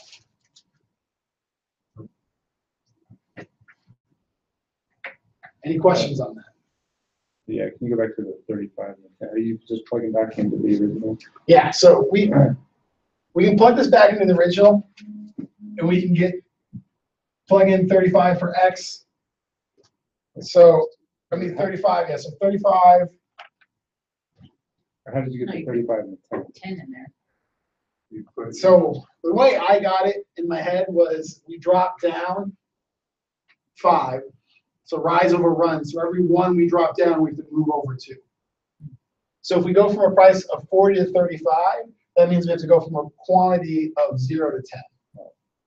Is the way I did it in my head. If that's too quick to go at once, we could plug in where 35 is equal to negative x over 2 plus 40. Minus over 40, we get negative 5 is equal to negative x over 2. We multiply this whole equation by negative 2, and we get positive x is equal to positive 10. Yeah, I mean, you can also just keep picking a quantity and keep plugging it in. Either way, you can either keep picking up a quantity, keep plugging it in, or you can keep picking. Or what you can really do is just say, at a price of 0, what's our x going to be equal to? Negative x over 2 plus 40. We subtract over the 40. We get negative 40 is equal to negative x over 2. We multiply the whole equation by negative 2. X is equal to 80. And then we can just graph. For a lot of what we're going to be doing, we can just graph the two intercepts and draw a straight line through them. And then once we get to a problem, then we might be moving up and down the line. But if we just want to graph the line, that's probably the easiest way to start out about it. So for the second equation, for the quantity supplied,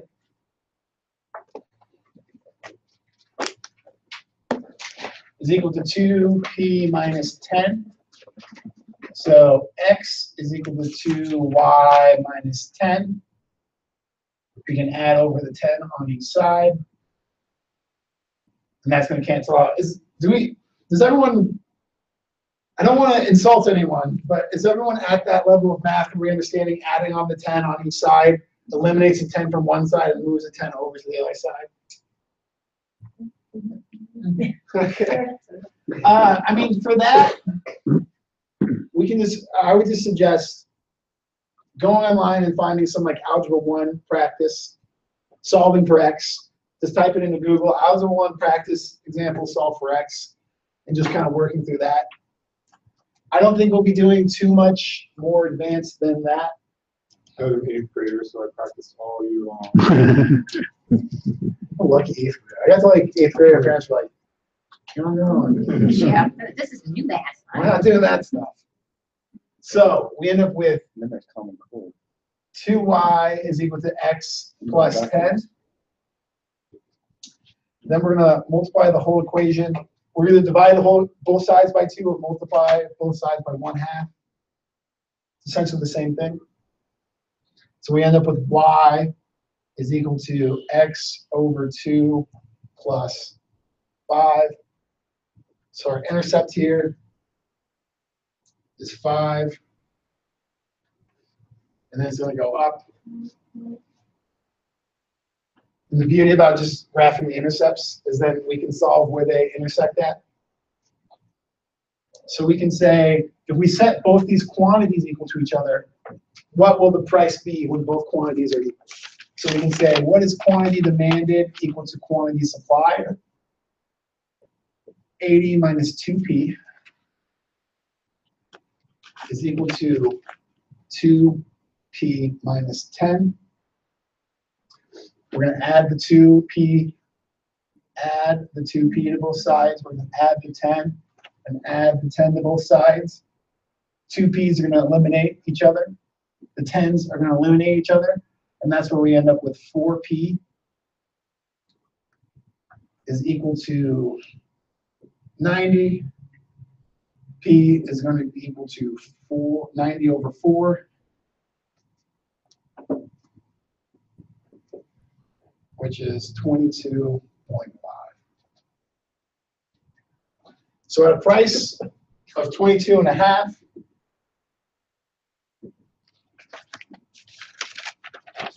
that's going to be our market price for this quantity supply to quantity demand ratio. 22.5. Yeah.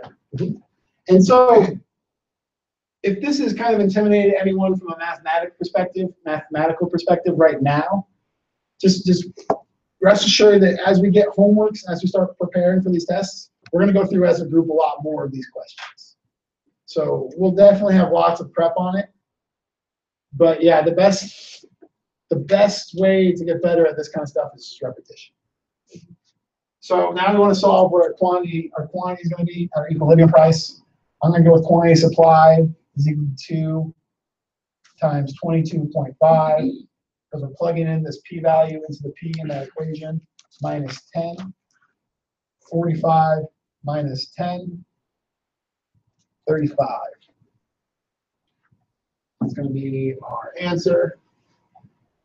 So at a market price of 22.5, 35 units of that good are sold in that market.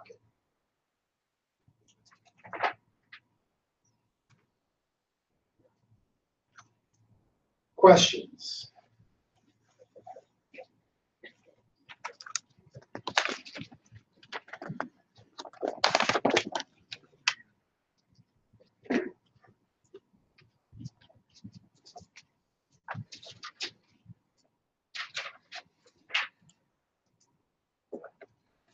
Okay.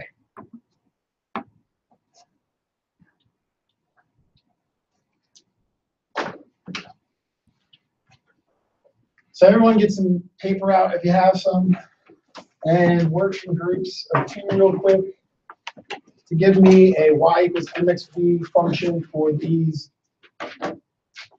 demand and supply curves.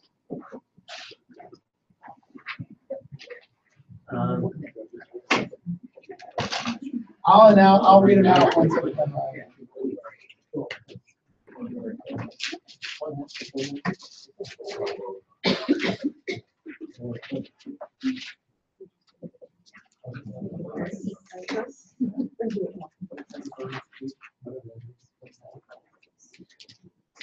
About 2.5P. Yep. So 40, quantity demanded is equal to 40 minus 4P. Quantity demanded is equal to 50 minus 2.5P. And quantity demanded is equal to 64 minus 4P.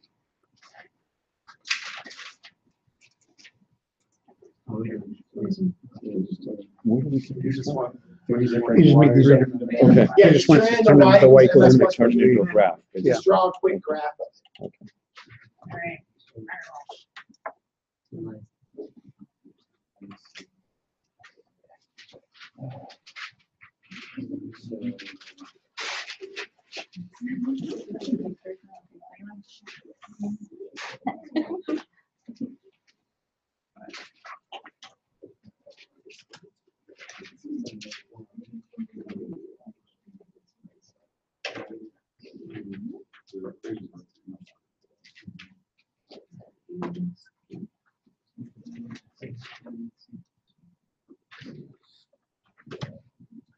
So do these three first.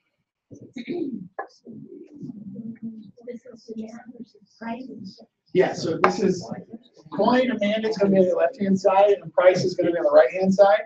And we want to isolate price in all these equations. So we're starting out with a P equals equation. We want to end with, we start with the Q equals equation. We want to end with a P equals equation.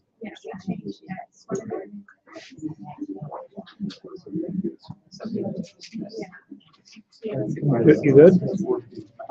No, I'm gonna, I need. We got emergency? Okay, I got your back.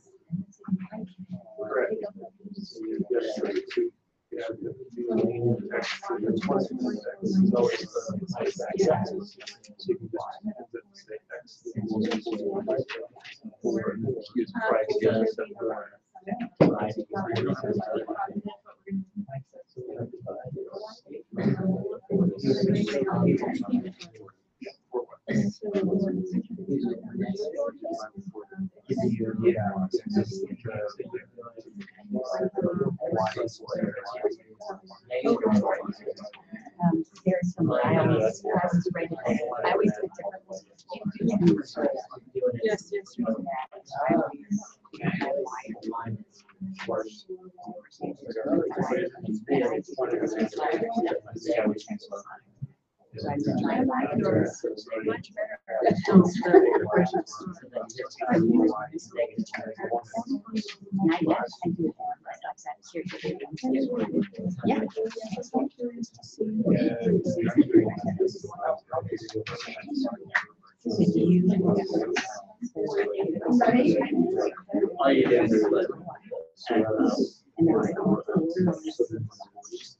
Yeah.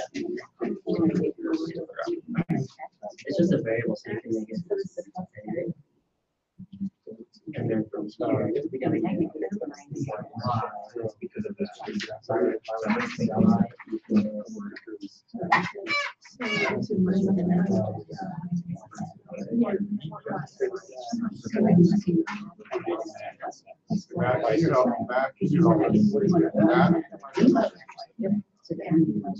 So it's, I don't want to get so far that I mean, it's why it's negative 1.1.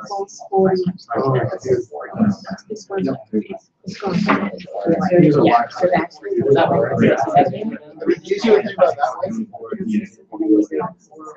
we usually do this. It's either going to have y, swap out y, I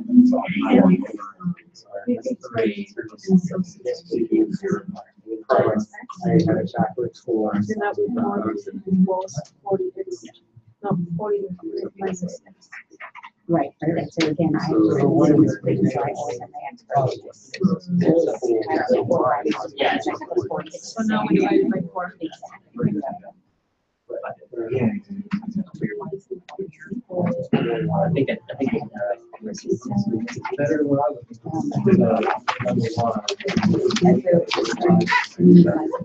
Hey, Matt, if somebody just wanted some one-on-one time with you, what's the best way? Just send you an email? You see what you, okay. When are you available usually? Or- I might do like weeknights or something, or maybe like an early morning Saturdays. Okay.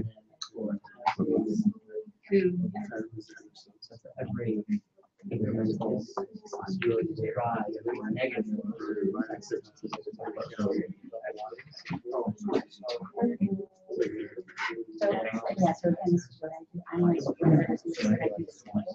So, Is it rising? How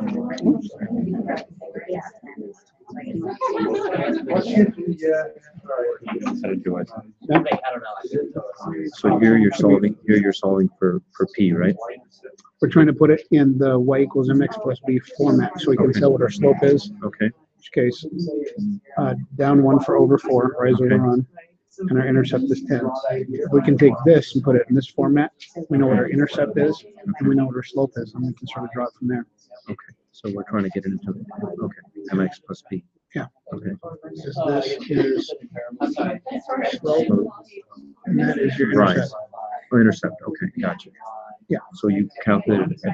So then, when you broke this down, you got p equals minus x over 4 plus 10. Mhm. So 10 became your intercept, Exactly.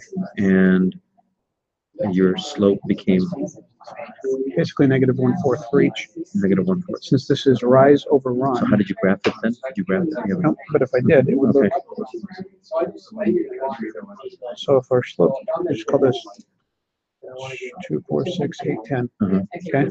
So for every So hold on, so you have the 10. rise over run, for every one I go down, I go over 1, 2, 3, 4. Because how do you know that?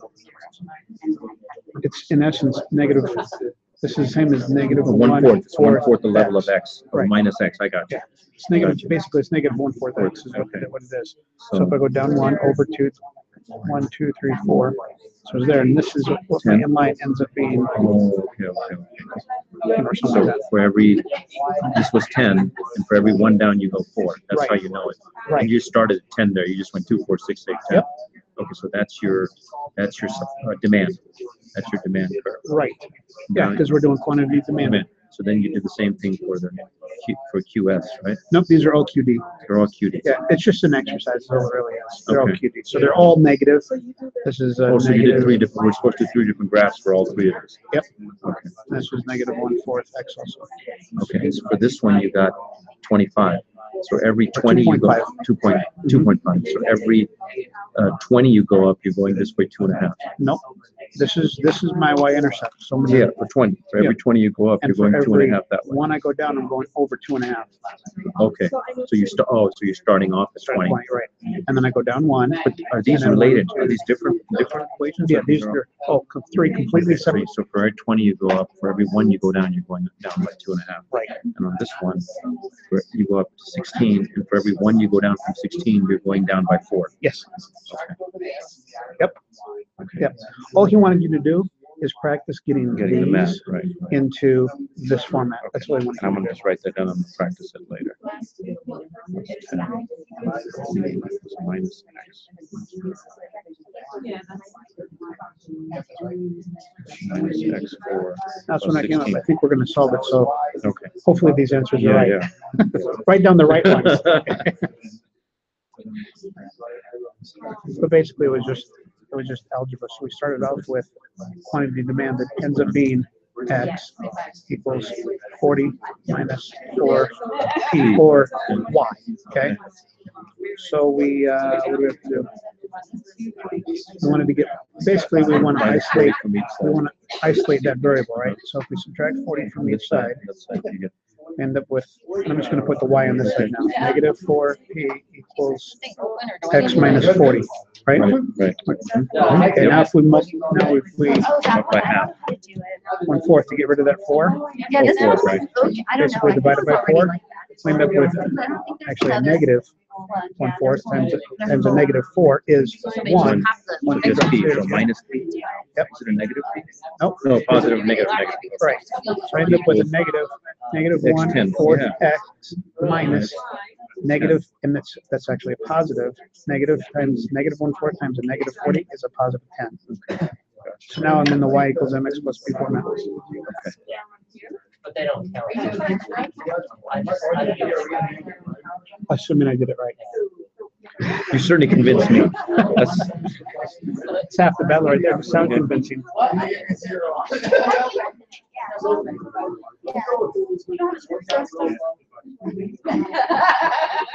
a knife. That'll work. I thought about it. I didn't think about it.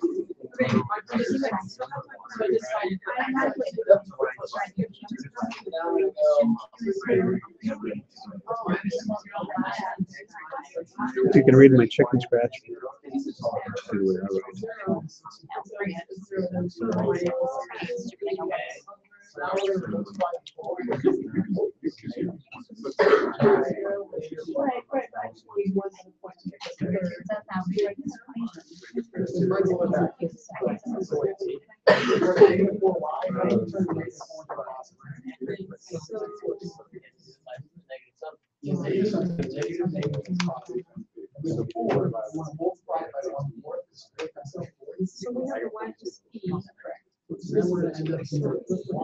He's doing the third one over here right now. This one.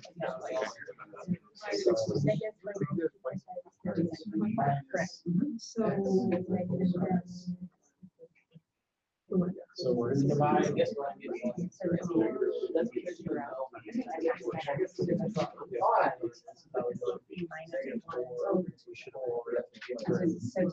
you can divide, so essentially we'll find out 1.6.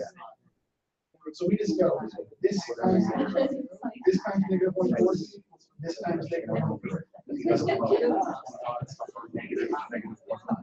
so how do you multiply by minus 1 over minus 25 here? Just get rid of the 2.5. 2 point, okay, because of 2.5, you can get a whole number out of it. Yeah. Okay. Since from a fractional standpoint, negative 2.5 is the same as negative 2.5 over 1. You multiply by its reciprocal, 1 over 2.5, and they Right. cancel out Yeah, as a that's 1. not- Gotcha. Okay. That's 2.5, yeah. Yeah. So you multiply by 1 minus 2.5 or 25? 2.5. 2.5, okay, got it.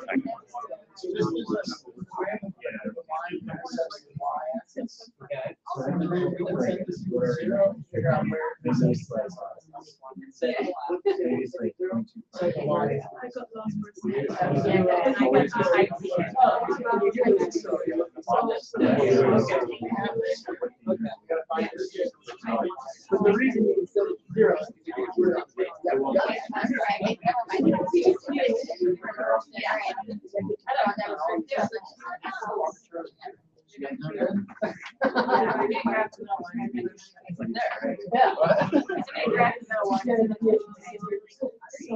Good.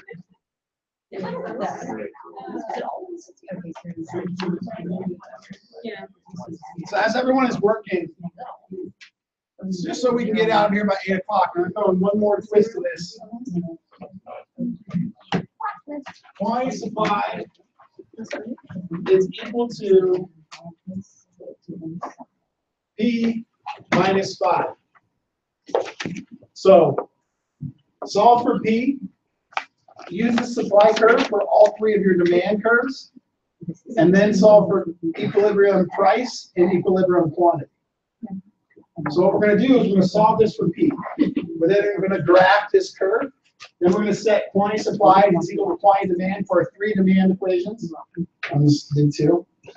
And then we're going to take that quantity demand, that equilibrium demand for each equation, and we're going to plug it back into this quantity supply and figure out figure out what the equilibrium price is.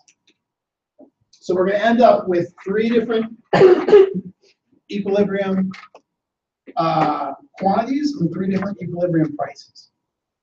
So use the same quantity supply curve for each 3 of those markets. Make sense? No.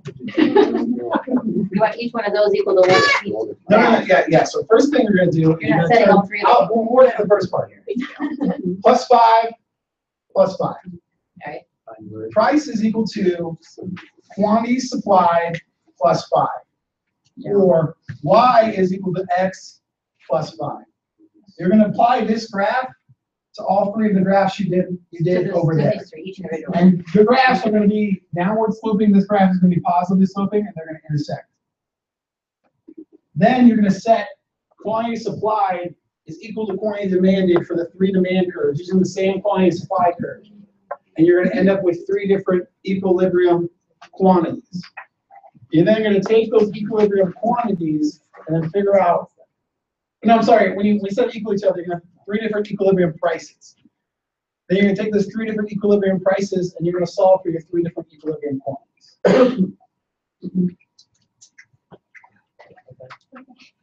Got it. I understand what you want us to do. I just don't know if I can do it.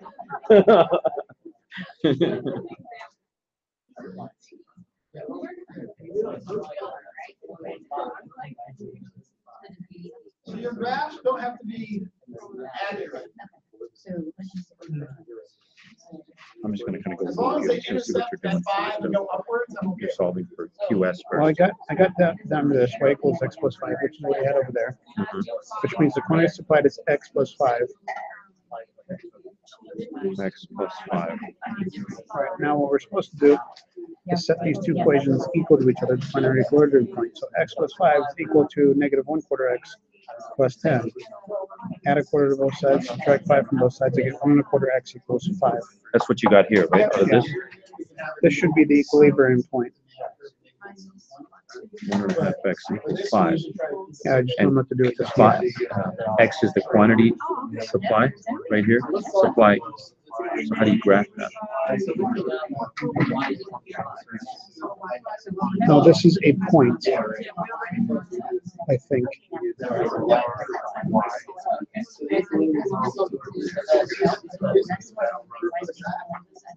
Where's S Okay, here? so this is the demand. This is price. That's This supply. is demand. Demand. Demand.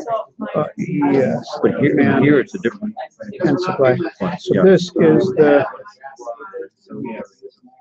demand curve. As the price goes down, people want more. So y equals x plus 5. Our intercept is 5 for a.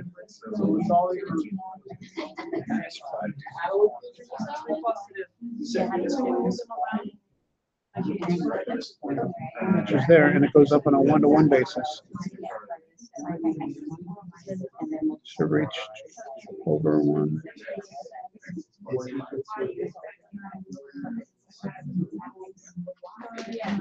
So this is our supply. How did you graphed it at?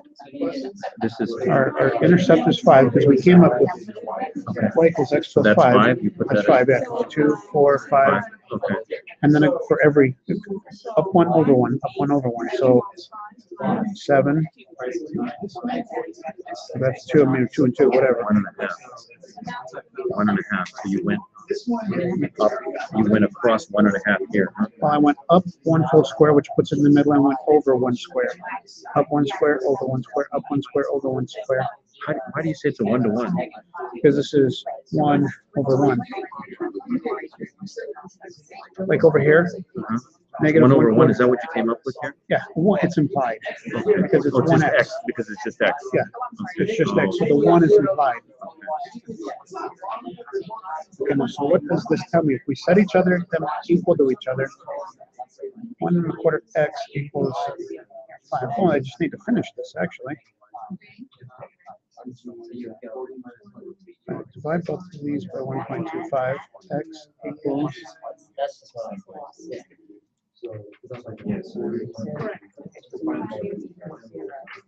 4. So when x equals 4, oh, that's good, yeah, because these are all blocks of 2. 1, 2, 3, 4. So when x equals, when the quantity demanded equals 4, now I got to find the price. So now I take this and pump it back up into here.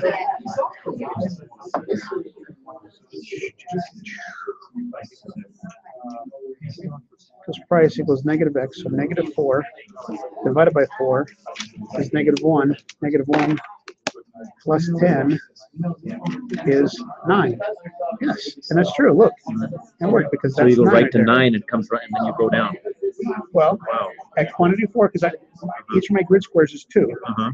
So quantity demanded 4 is their equilibrium. So 2, 4 puts it right there. Uh-huh. And that's right at. So now I put 4 back into here. Negative 4 divided by 4 is negative 1. Negative 1 plus 10 is 9. It's right So there. price is 9, which is exactly what I plotted. So in the first one, our equilibrium is quantity is equal to 4, price equals to 9. And then you go across and go down and it tells you your supply. Yeah. So this is where supply and demand meet. That's where equilibrium is, which is right here. 4, because this is 2, 4, 6, 8, 10, 2, 4, 6. So it all made sense. 9 came across 4. Yep. Okay, so now we set these two equations equal to each other. So we have x plus 5 is equal to negative 2.5 x plus 20. You're doing that one? Yeah, because this is different supply curve, which I didn't graph, but you don't need to actually. So if I add 1, 2.5 x to both sides, I end up with 1 and 1. You've got x that you're plugging. I'm taking this and put it to this side, and I'm going to take this and put it to this side. So I have to subtract 5 to both sides, so I get that. You took 9 here, or did you use That's P? y. That's y. Or p, same thing. Okay.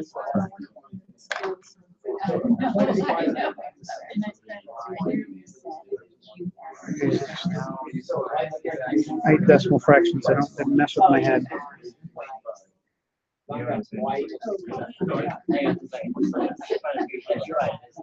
So this way. Negative x over 2.5 is the same thing. Plus 20.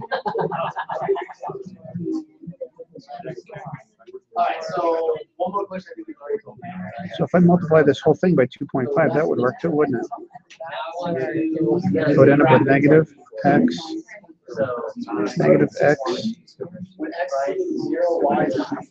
plus 50 equals x plus 5. Nope, I got to multiply that by also 2.5x plus 12.5. I'm not like the way this is coming out. I'm gonna run with it for a minute though.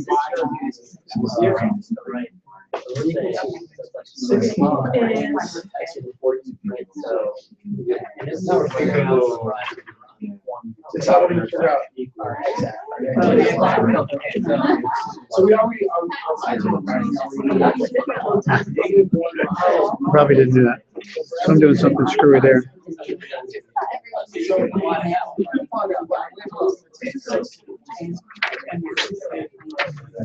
We're making the assumption that that's the right answer in the first place.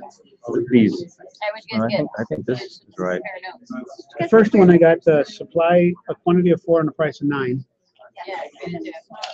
That's as far as I got. Okay. The other ones are like, oh, decimal points and stuff, so we're like, Okay. we're doing this right. What'd you get for your demand curve for the second equation? What's your equation look like? Y equals negative x over 2.5 plus 20. I had the same thing. Now I'm just trying to figure out how to get that to match my supply curve. And that's where it's kind of going down the toilet. Yeah, we have weird numbers. Okay, Yeah, so we're not gonna come up with x plus 5 Cheat now.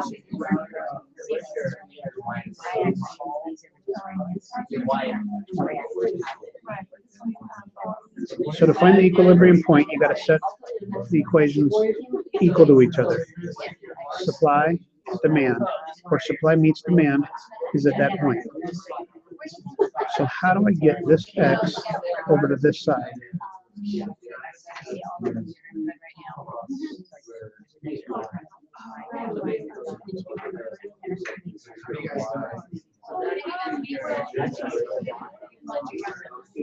might not come to me.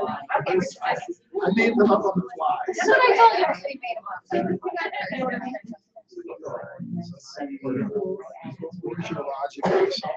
Okay, well, if that's the case, then we might be right. If we just made these up. Yeah, she did. I'm sorry. If I got a negative 1/4 X multiplied by negative 4 to make it 1. So if I multiply both sides by negative 2.5, that X drops to 1. And I end up with this side is X plus, nope, minus 50, and negative 2.5 X minus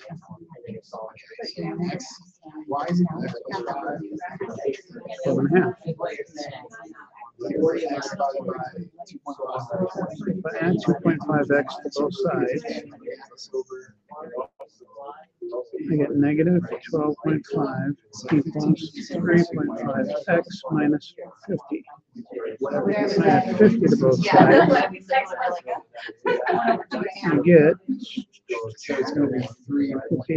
37.5 equals 3.5x, which makes x equal to 10.714. So if x is 10.714, I feed that back into that equation. 10.714 divided by 2.5 plus 20.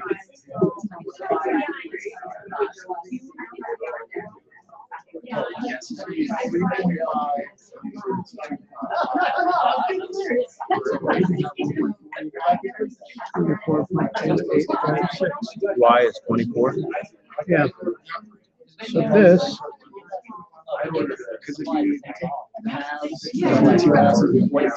quantity is 10.714. Price 24.2856. Now, does that make sense? I made them all up. I made all of these up because I knew they would graph. It does not make sense. I knew that's a pretty simple one to graph as well. If this graph Second intercepts question. at 20, Everyone, the second demand curve is going to end up with like some funky X price and quantity answers. And the last one. What's second demand? Yeah, if you do the top one, you got whole numbers. That's a good thing on the top one. Yeah. You're just using the price and the quantity. Right, what'd you get for the P and the Q? Yeah, they're the decimals. okay, so if the demand curve always goes down and it crosses at 20, our equilibrium price cannot be 24. It cannot be above that. So whatever I did here, I did wrong.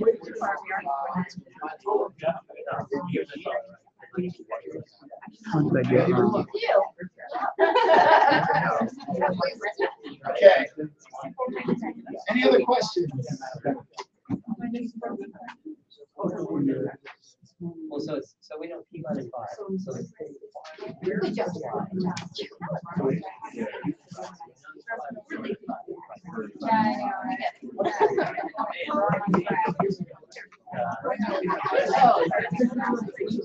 Oh, all right.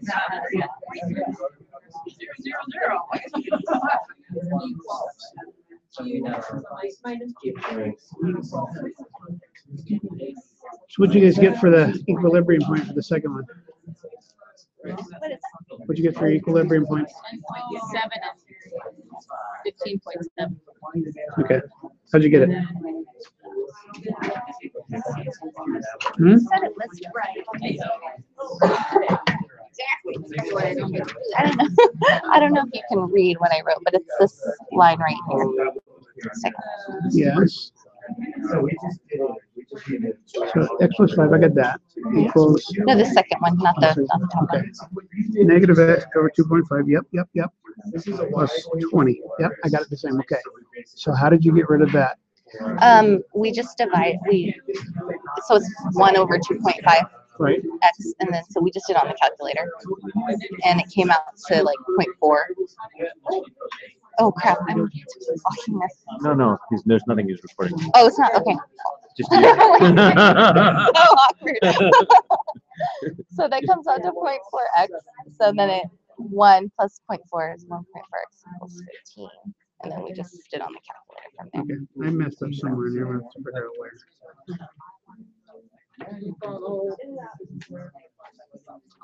What if I do?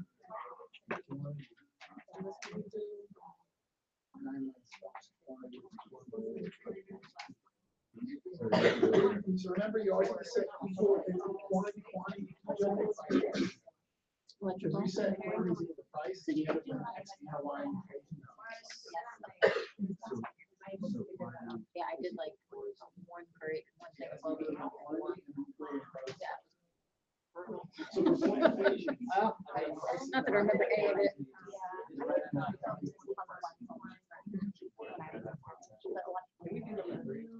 As a group, yeah, let's see number 3 as a group. And then I'm gonna go home. Okay, number 3. The quantity demanded is equal to 64 minus 4p. The quantity supplied is equal to p minus 5. We're going to set these two equivalent to each other. We get 64 minus 4p is equal to p minus 5. We're going to add over the 4p here, which will eliminate it. We're going to add it over to this side, 4p. We're going to add over the 5 here, and then add over the 5 here. We're going to eliminate it here. What we end up with is 5p is equal to 69. So we're going to divide this whole equation by 5. We end up with p is equal to 69 over 5. 69, 5 times 13 is going to be 65. So we end up with 13 4/5, or 13.8. That's our equilibrium price. When we want to solve for equilibrium quantity, we plug this into our quantity supply curve. 13.8 minus 5 is going to be 8.8. So at a price of $13.80, we're going to sell 8.8 units. And I'm sorry that it didn't work out, but I invented it the second I put it on the board. So that's how it all shakes out.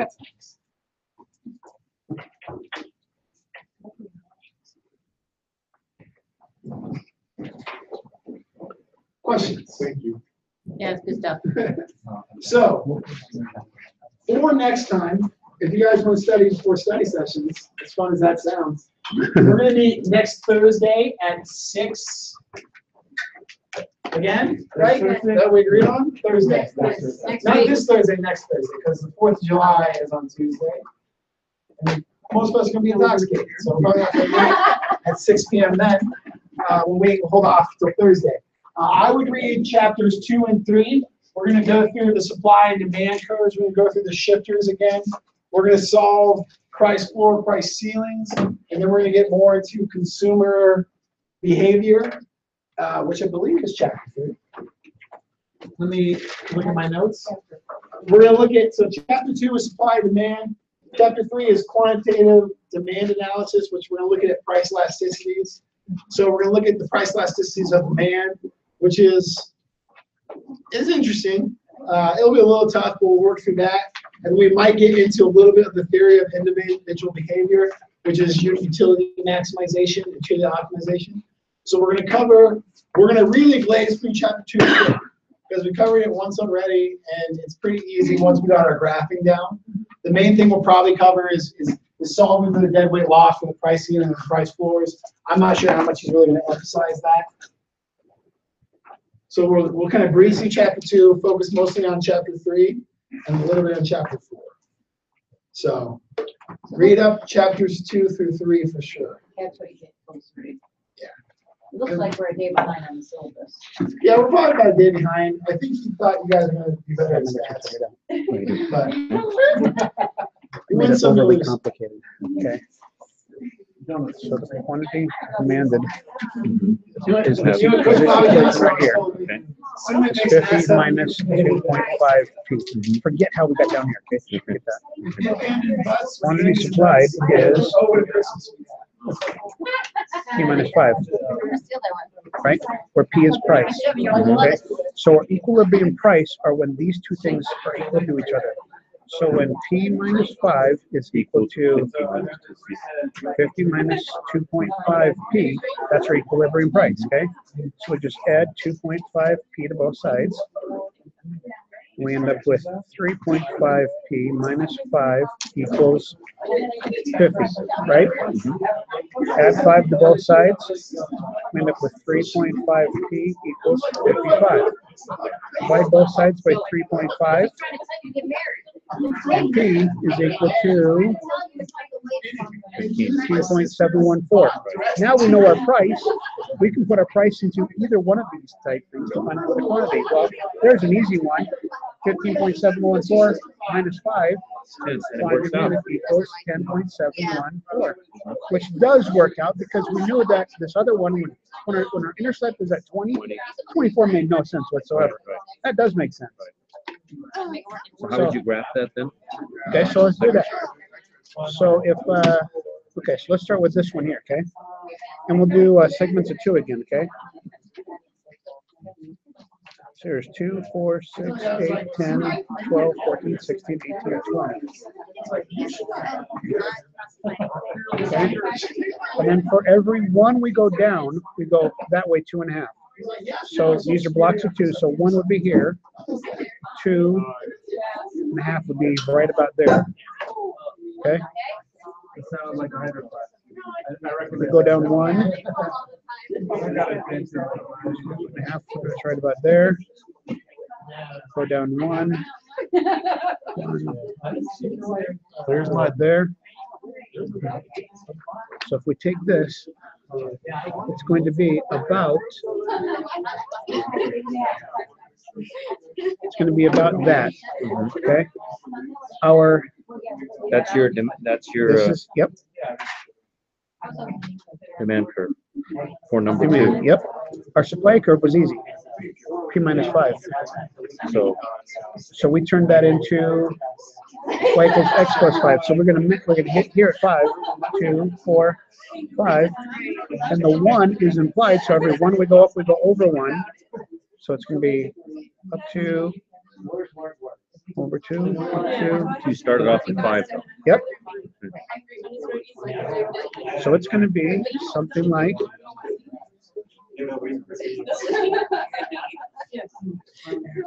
This, that's supply. Now we're saying that at quantity 10.714, 2, 4, 6, 8, 10, looks pretty right. We're going to be at about 15.714, 2, 4, 6, 8, 10, 12, 14, 15. It's pretty good. So it's at E equals 15.714. Demand equals 10.714. Now, obviously, I don't know whether we can make incremental ones or not, but 10 or 11, about 16 bucks. So at equilibrium, our